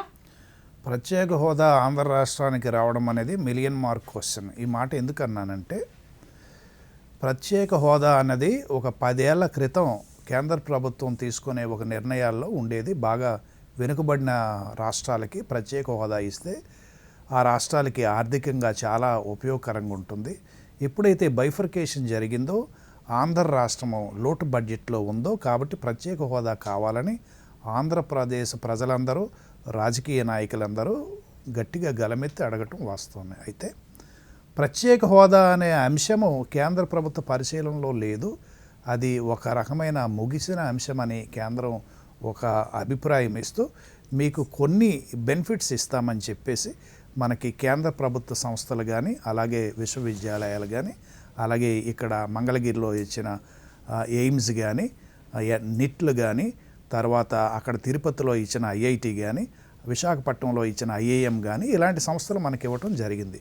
ప్రత్యేక హోదా బదులుగా అవి ఇచ్చారనే మనం భావించాలి. అయితే అప్పటి సమయంలో ఏదైతే ఉందో, ఈ ప్రత్యేక హోదా మీద మన రాష్ట్ర శాసనసభలో చాలా పెద్ద చర్చ జరిగింది. కొన్నిసార్లు రోజులుగా ఈ చర్చ జరిగిన తర్వాత అప్పటి ముఖ్యమంత్రిగా ఉన్న నారా చంద్రబాబు నాయుడు గారి మీద జగన్మోహన్ రెడ్డి గారు 66 మంది ఎమ్మెల్యేలతో చాలా ఒత్తిడి తెచ్చారు. ప్రత్యేక హోదా మీరు అడగాలి, ప్రత్యేక హోదా తీసుకురావాలి అని అడిగే సందర్భంలో ఆయన శాసనసభలోనే మాట్లాడుతూ ప్రత్యేక హోదా ముగిసిన అంశమని వారు అన్నారు. దాని బదులు మనకు ఒక ప్యాకేజ్ ఇచ్చారు, వాటితో మనం కొంతగా సర్దుకుపోవాలి. ప్రత్యేక హోదా అనే అంశం కేంద్ర ప్రభుత్వంలో లేదు, ఏ రాష్ట్రానికి కూడా ఇచ్చే అవకాశం లేదు అన్నది ఒక అభిప్రాయం ఉండేది. అయితే ఎప్పుడైతే వైసీపీ అప్పుడు ప్రతిపక్షంలో ఉండి టీడీపీ ప్రభుత్వం మీద ఒత్తిడి తెచ్చిందో, వైసీపీ ప్రభుత్వం వచ్చిన తర్వాత కూడాను కేంద్రం మీద సరైన ఒత్తిడి తేలేదు ప్రత్యేక హోదా కోసం అనేది వారి మీద ఒక అపవాదం ఉంది. వారు 1-2 సార్లు కూడా పార్లమెంట్లో ప్రస్తావించారు, ప్రత్యేక హోదా కావాలని అడిగారు. అయితే నరేంద్ర మోదీని ఒప్పించలేకపోయారు. నాకున్న అవగాహన ప్రకారం ప్రత్యేక హోదా భారతదేశంలో ఏదైనా రాష్ట్రానికి భవిష్యత్తులో ఇచ్చే అవకాశాలు దాదాపుగా సన్నగిల్లాయి. ప్రత్యేక హోదా ఇవ్వాలంటే ఒక రాష్ట్రానికి కొన్ని అర్హతలు ఉండాలంటే బాగా వెనుకబడిన అర్హతలు ఉండాలి. ఆ సందర్భంలో మాత్రమే ఇచ్చారు. ఇప్పుడు ఉన్న పరిస్థితిలో చంద్రబాబు నాయుడు గారే స్వయంగా అన్నారు ప్రత్యేక హోదా ముగిసిన అంశమని. కాబట్టి ఆ విషయంలో పవన్ కళ్యాణ్ గారు కూడా కొంత అసంతృప్తి వ్యక్తం చేస్తూ 2 పాచిపోయిన లడ్లని ఆయన కూడా అనడం జరిగింది కొన్ని సభల్లో. ఇవన్నీ మనం గమనిస్తే ఇప్పుడున్న రాబోయే రేపు కూటమి ప్రభుత్వం ఆంధ్రప్రదేశ్లో అక్కడ కేంద్రానికి ఒప్పించి ప్రత్యేక హోదా తెస్తారా లేదా అన్నది ఒక పెద్ద ప్రశ్నే. ఆ విధమైన ప్రయత్నం అయితే చేయొచ్చు. ప్రత్యేక హోదా బదులు ఇంకేమన్నా కొంత ప్యాకేజ్ తెస్తారా, కొన్ని బెనిఫిట్స్ తెస్తారా, లేదంటే ప్రత్యేక హోదాయే తెస్తారా అనేది మనం కొద్ది కాలం వేచి చూడాల్సిన అవసరం అయితే ఉంది. ఎస్, చెన్నారెడ్డి గారు, మీరు చెప్పండి. ఏపీకి ప్రత్యేక హోదా రానుందా? అలాగే మనం చూసినట్లయితే అమరావతి క్యాపిటల్ సిటీ అవబోతుందంటారా? అమరావతి క్యాపిటల్ సిటీ కావడం అన్నది దాదాపుగా అనుమానం లేని విషయం. ఎందుకనంటే అమరావతి క్యాపిటల్ సిటీగానే ఎన్నికల్లోకి వెళ్ళింది ఈ కూటమి ప్రభుత్వం. ఇక్కడ మనం ముఖ్యంగా గమనించాల్సిన విషయం ఏంటంటే, ఇందాక మనం అనుకున్నాం ఆంధ్రప్రదేశ్ ఓటర్లు చాలా వినూత్నంగా స్పందిస్తారని. ఇక్కడ మనకి స్థానిక సంస్థల ఎన్నికలు జరిగినాయి. అంటే మేయర్లు కానీ, లేదంటే జిల్లా పరిషత్ చైర్మన్లు కానీ జరిగేటప్పుడు ఇక్కడ విజయవాడ అప్పటికే జగన్మోహన్ రెడ్డి గారు 3 రాజధానులని చెప్పిన తర్వాత కూడా విజయవాడ మేయర్గాను వైసీపీని గెలిపించటం మనం అదే విషయంలో గమనించాలి. అదే సందర్భంలో గుంటూరు మేయర్ తాలూక ప్రసంగంలో అక్కడ ఆయన తరపున ప్రచారం చేస్తూ చంద్రబాబు నాయుడు గారు ఒక మాట అన్నారు, మీరు కనుక గుంటూరు మేయర్గా వైసీపీని గెలిపిస్తే అమరావతి రాజధాని వదులుకున్నట్టే అని అన్నప్పటికీ కూడా అక్కడ వైసీపీ గెలిచింది. అయితే ఈ ప్రజల మనోభావాలు ఏ విధంగా ఉంటాయి, ఆంధ్రప్రదేశ్ రాష్ట్ర ప్రజలు ఏ విధంగా తీర్పిస్తారన్నది ఆ రోజు అన్న మాట కానీ ఈరోజు వచ్చిన మ్యాండేట్ కానీ చాలా విచిత్రంగానే ఉంది. కూటమి ప్రభుత్వం ఖచ్చితంగాను ఇక్కడ అమరావతి ఏర్పాటు చేసి దాన్ని రాజధానిగా తీర్చిదిద్దే ప్రయత్నం అయితే చేస్తుంది. 3 రాజధానులు అన్న ఆలోచన కూటమికి లేదు. విశాఖపట్నాన్ని మేము రాజధాని చేస్తామని జగన్మోహన్ రెడ్డి గారు చెప్పిన తర్వాత కూడా ఈరోజు అక్కడ ఒక సీటు కూడా గెలిచే పరిస్థితి లేదు. కాకపోతే ప్రజల మనోభావాలకి ఈ రాజధానికి ఏదో కొంత వ్యత్యాసం ఉందేమో. అయితే కూటమి మాత్రం ఖచ్చితంగా ఈ అమరావతిని రాజధానిగా నిలబెట్టే ప్రయత్నం మాత్రం చేస్తుందని మనం గట్టిగా విశ్వసించవచ్చు. ఎస్ నారాయణరావు గారు, మీరు చెప్పండి, అమరావతి క్యాపిటల్ సిటీ అవుతుందంటారా? చాలా ఖచ్చితంగా అవుతుంది. అసలు చెన్నారెడ్డి గారు చాలా మంచి విషయాలు గుర్తు చేశారు. మన ఈ రాష్ట్రం అంతకుముందు చంద్రబాబు నాయుడు గారి ప్రభుత్వం మారటానికి కేవలం కారణం ఈ అమరావతి. ఎంచేతంటే ఆ రోజున ఈ నేనే గనక ఈ ఇంతమంది ఎంపీలు గనక ఉన్నట్లయితే నేను ఖచ్చితంగా మెడలు వంచి అయినా సరే తీసుకొచ్చేవాడిని. అసలు మీరు అమరావతి గురించి కాకుండా ఆంధ్రప్రదేశ్కి స్పెషల్ స్టేటస్ తీసుకురావటం అనే దానికి సంబంధించి మీరు ఏ రకమైన ప్రయత్నం చేయనప్పుడు, మీకు అవతల బీజేపీ ప్రభుత్వం మీకు సహకరించినప్పుడు మీరు ఆ బీజేపీ ప్రభుత్వం నుంచి రిజైన్ చేసి బయటికి రండి అని ఇటువంటి ఛాలెంజెస్ మన జగన్మోహన్ రెడ్డి గారు ఇది చేయటం మూలంగా బయట ఉన్న ఆంధ్రప్రదేశ్లోనే ఆంధ్ర ప్రజలందరూ కూడా అటువంటి భావాల్లోనే ఉన్నారేమో అన్న ఒక అనుమానం కానీ ఆ ఆలోచన కానీ చంద్రబాబు నాయుడు గారికి ఆయన మనసులో ప్రవేశించడం మూలంగా ఈ స్పెషల్ స్టేటస్ దీనికి సంబంధించి ఆయన బయటికి రావటం, బయటికి వచ్చిన తర్వాత చాలా నాటకీయ పరిణామాలు జరగటం, దాని మూలంగా ప్రభుత్వాన్ని కోల్పోవటం, ఇటువంటివన్నీ కూడా జరిగినాయి. అయితే ఆ రోజున చంద్రబాబు నాయుడు గారు స్పెషల్ స్టేటస్, స్పెషల్ ప్యాకేజీ ఈ రెండింటినీ బేరీజ్ వేసి స్పెషల్ ప్యాకేజే నాకు అనుకూలమని అనిపిస్తోంది అని చెప్పి ఆయన చెప్పారు. అప్పుడు కొంతమంది ఈ మేధావులు కానీ, ఈ ఆర్థిక శాస్త్రవేత్తలు కానీ, ఇటువంటి వీళ్ళు ఆలోచన పనులు కానీ వాళ్ళు ఏమి ఆలోచించారంటే, ఇప్పుడు మనకి కొంత అవసరం ఉంది, ఒక 1000 కోట్ల అవసరం ఉంది. ఎవరైనా కానీ స్పెషల్ స్టేటస్ అనే ఒక పేరు మీద ఒక 100 కోట్లు ఉచితంగా ఇస్తే మనకు ఉపయోగం ఉందా, లేకపోతే 1000 కోట్లు అప్పుగా అయినా సరే ఇస్తే ఉపయోగం ఉందా? అప్పుగా ఇస్తేనే ఉపయోగం ఉంది. అప్పు మరి తీర్చుకోగలమా అని అంటే మనం ఎట్టి పరిస్థితుల్లోనూ మన ఈ రెవెన్యూని పెంచుకునే రకరకాల విధానాలను మనం పాటించడం మూలంగా మనం ఖచ్చితంగా పెంచుకోగలం అని చెప్పి ఈ రకమైన ఆలోచన చేసి ఉచితంగా వచ్చే అతి తక్కువ సొమ్ము కంటే అప్పుగా వచ్చే కావాల్సినంత సొమ్ము మంచిది అనేది ఈ రెండిటి కాన్సెప్ట్స్ని దృష్టిలో పెట్టుకుని చంద్రబాబు నాయుడు గారు ఒప్పుకోవటం జరిగింది. సరే, ఆ తర్వాత ఈ అమరావతి అంశం వచ్చింది. ఈ 3 రాజధానులు అసలు అక్కడ నేను వ్యక్తిగతంగా అభిప్రాయపడేది ఏంటంటే, ఈ తెలుగు భాష అనేది అలాగే ఇంగ్లీషు భాష అనేది ఈ రెండు కూడా చాలా విచిత్రమైన విషయాలు. వాస్తవానికి ఒక క్యాపిటల్, 2 ప్రధాన నగరాలు. చర్చని మళ్ళీ కొనసాగిద్దాం సార్. ఇక్కడ ప్రైమ్ మినిస్టర్ లైవ్ లో మాట్లాడుతున్నారు, అది వీక్షిద్దాం. भावुक करने वाला पल है। मेरी मां के जाने के बाद ये मेरा पहला चुनाव था, लेकिन सच मानिए देश की कोटि कोटि माताओं, बहनों, बेटियों ने मां की कमी मुझे खलने नहीं दी। मैं पूरे देश में जहां जहां भी गया, माताओं, बहनों, बेटियों ने अभूतपूर्व स्नेह और आशीर्वाद दिया। और ये आंकड़ों में नहीं दिख सकता है। देश के इतिहास में महिलाओं द्वारा वोटिंग के सारे रिकॉर्ड टूट गए। इस प्यार, इस अपनेपन को मैं शब्दों में बयान नहीं कर सकता। ये मेरे भावों में है, ये मेरे मन मस्तिष्क के कोने कोने में रचा बसा है। देश की कोटि कोटि माताओं बहनों ने मुझे नई प्रेरणा दी है। साथियों, पिछले 10 साल में देश ने बहुत बड़े फैसले लिए हैं।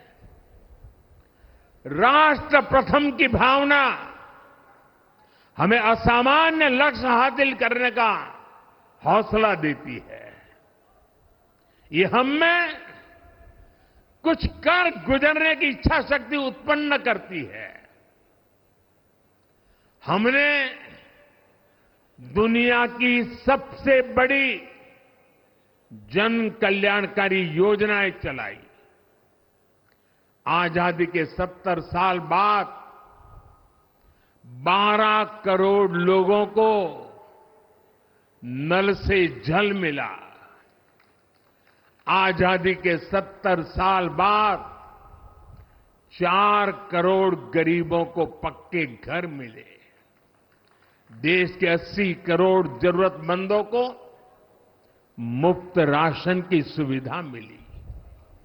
करोड़ों गरीबों को 5 लाख रुपए तक के मुफ्त इलाज की सुविधा मिली। राष्ट्र प्रथम की इसी भावना की वजह से जम्मू कश्मीर से 370 हटी। जीएसटी और आईबीसी जैसे रिफॉर्म हुए, बैंकिंग रिफॉर्म हुए। हमने राष्ट्रहित को हमेशा सबसे आगे रखा। आप याद करिए, कोरोना का इतना बड़ा संकट आया, हमने वही फैसला लिया जो देश हित में था, जनहित में था। हमने हर दबाव से अलग हटकर कदम उठाया और इसी का नतीजा है आज भारत दुनिया की सबसे तेजी से विकसित होती बड़ी इकोनॉमी है।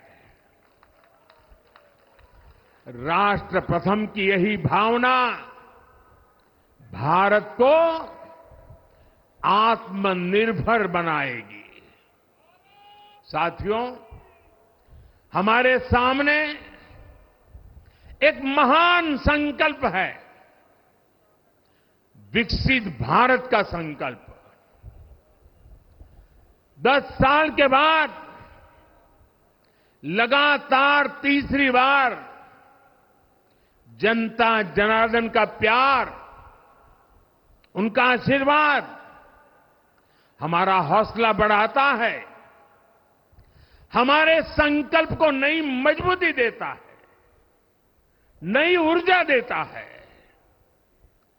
हमारे विरोधी एकजुट होकर भी उतनी सीटें नहीं जीत पाए जितनी इस लोकसभा चुनाव में अकेली बीजेपी ने जीती है।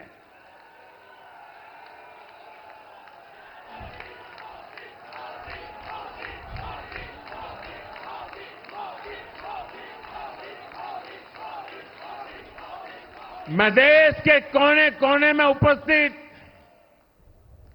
बीजेपी के कार्यकर्ताओं को कहूंगा, देशवासियों को कहूंगा, आपकी मेहनत, इतनी गर्मी में आपका बहाया पसीना, ये मोदी को निरंतर काम करने की प्रेरणा देता है।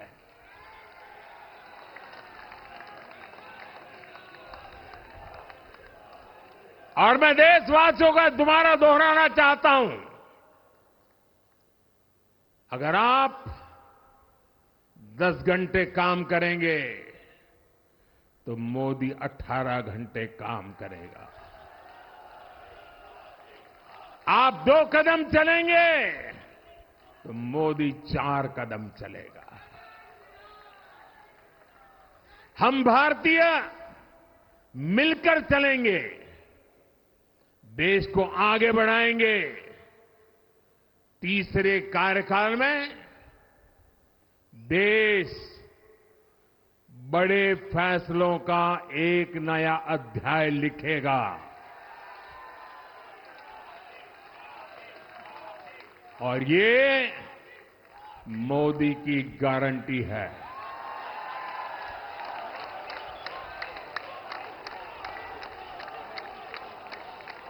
साथियों,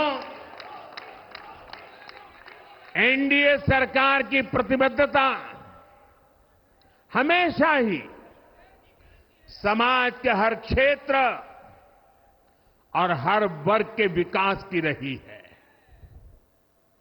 बीते 10 वर्षों में हमने 25 करोड़ लोगों को गरीबी से बाहर निकाला है और इसमें एक बड़ी संख्या एसटी, एसटी, ओबीसी की है। हम तब तक नहीं रुकेंगे जब तक गरीबी देश के अतीत का हिस्सा न हो जाए।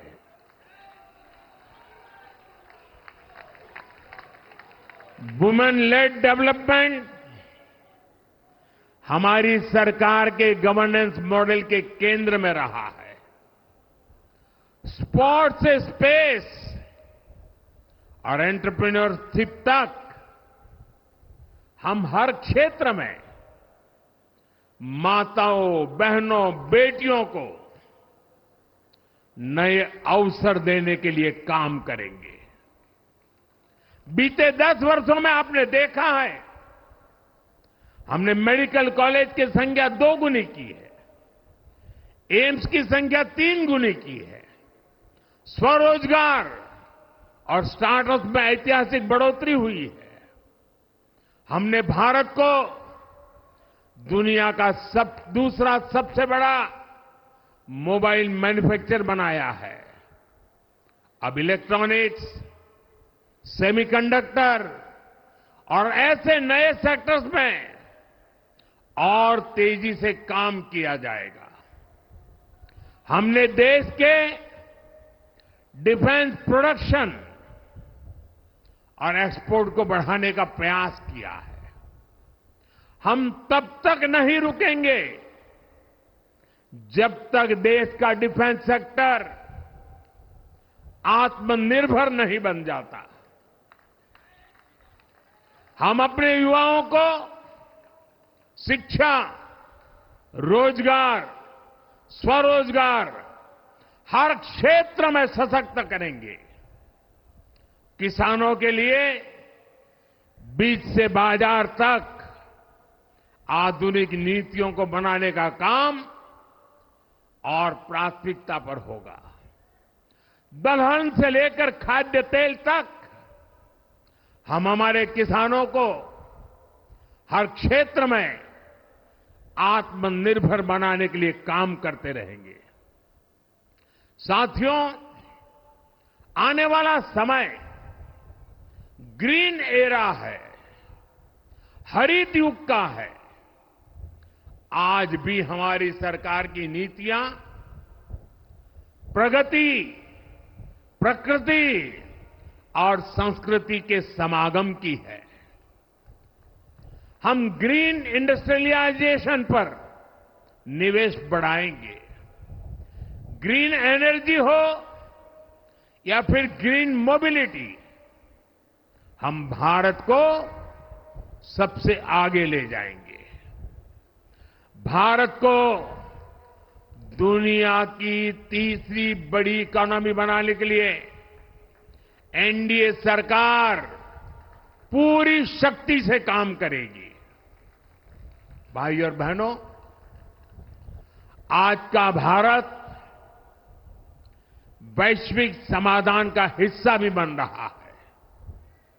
हमने कोरोना के दौरान देखा है कि कैसे भारत की वैक्सीन कैपेसिटी ने दुनिया को संकट से बचाने में मदद की।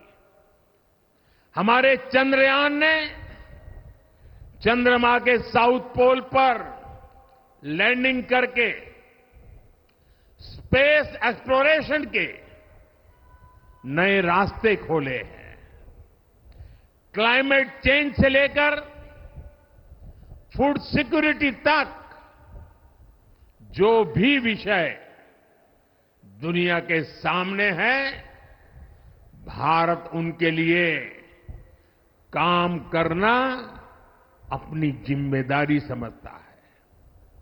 भारत ग्लोबल सप्लाई चेन को स्टेबिलिटी और डायवर्सिटी देना भी अपना दायित्व समझता है। इसलिए भारत आज विश्व बंधु के रूप में सबको गले लगा रहा है। मुझे विश्वास है मजबूत भारत मजबूत दुनिया का एक मजबूत स्तंभ सिद्ध होगा। साथियों, 21वीं सदी के भारत को आगे बढ़ना है तो उसे करप्शन पर भी लगातार तेज प्रहार करना ही होगा। डिजिटल इंडिया और टेक्नोलॉजी ने करप्शन के अनेक रास्ते बंद किए हैं, लेकिन ये भी सच है कि करप्शन के खिलाफ लड़ाई दिनों दिन कठिन हो रही है। राजनीतिक स्वार्थ के लिए जब करप्शन का महिमा मंडन शुरू हो जाए और इसमें निर्लज्जता की सारी हदें पार हो जाए, तब करप्शन को बहुत ताकत मिल जाती है। इसलिए तीसरे कार्यकाल में एनडीए सरकार का बहुत ज्यादा जोर हर तरह के करप्शन को जड़ से उखाड़ फेंकने का होगा। भाइयों और बहनों, भाजपा के हर कार्यकर्ता के लिए हमेशा से दल से बड़ा देश रहा है। सेवा भाव से बड़ी राजनीति कोई नहीं हो सकती। इसलिए हमें सेवा भाव को सर्वोपरि रखने की परंपरा को निरंतर मजबूत करना है।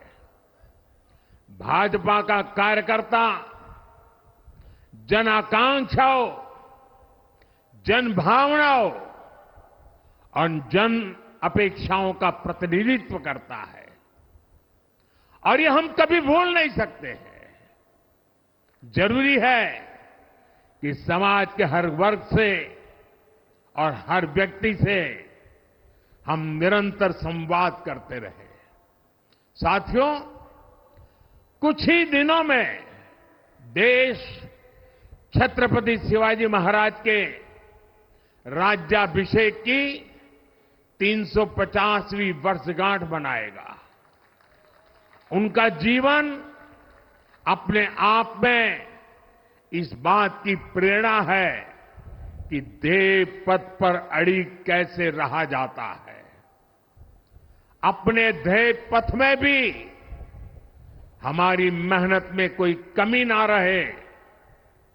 हम पूरी निष्ठा से, पूरी ईमानदारी से देश की सेवा करते रहे।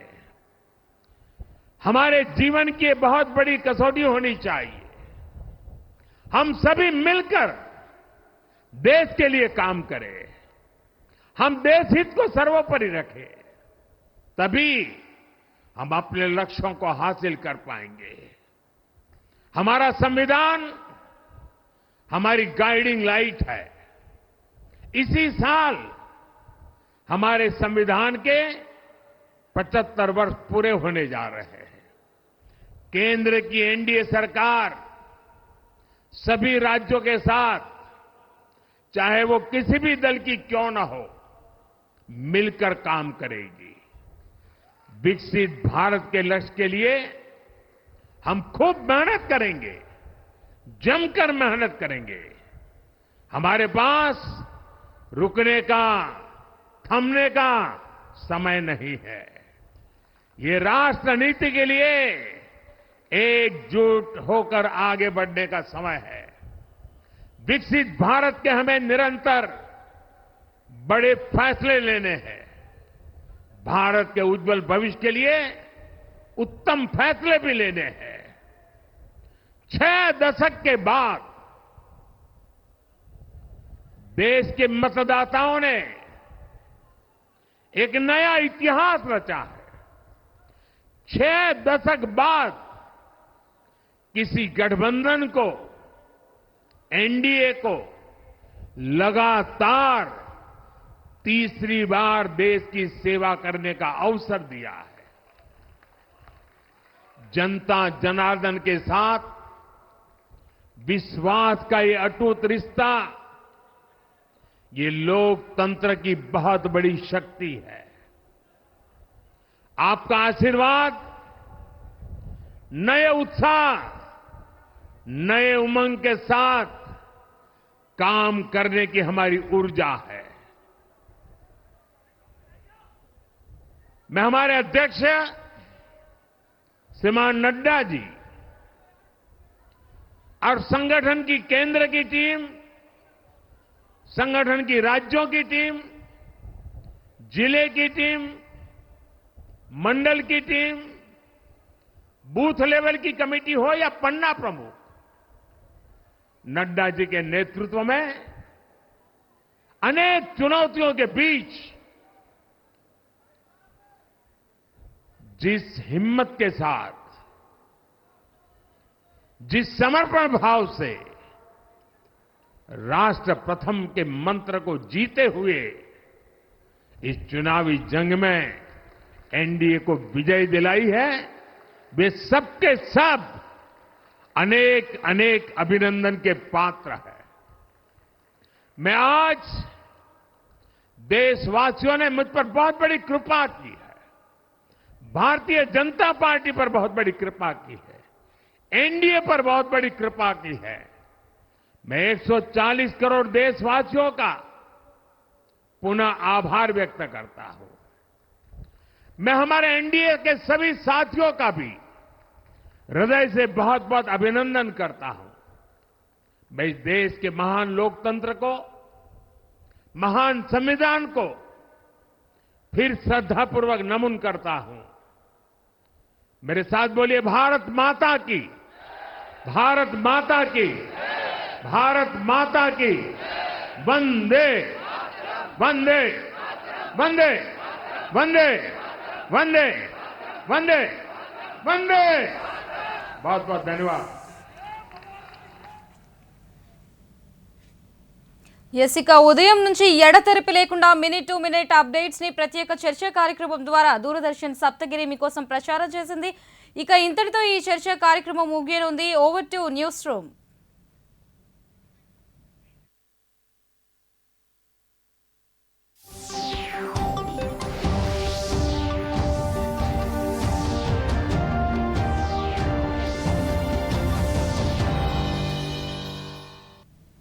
నమస్కారం, దూరదర్శన్ వార్తలకు స్వాగతం. నేను శ్రీదేవి. ముందుగా ముఖ్యాంశాలు చూద్దాం.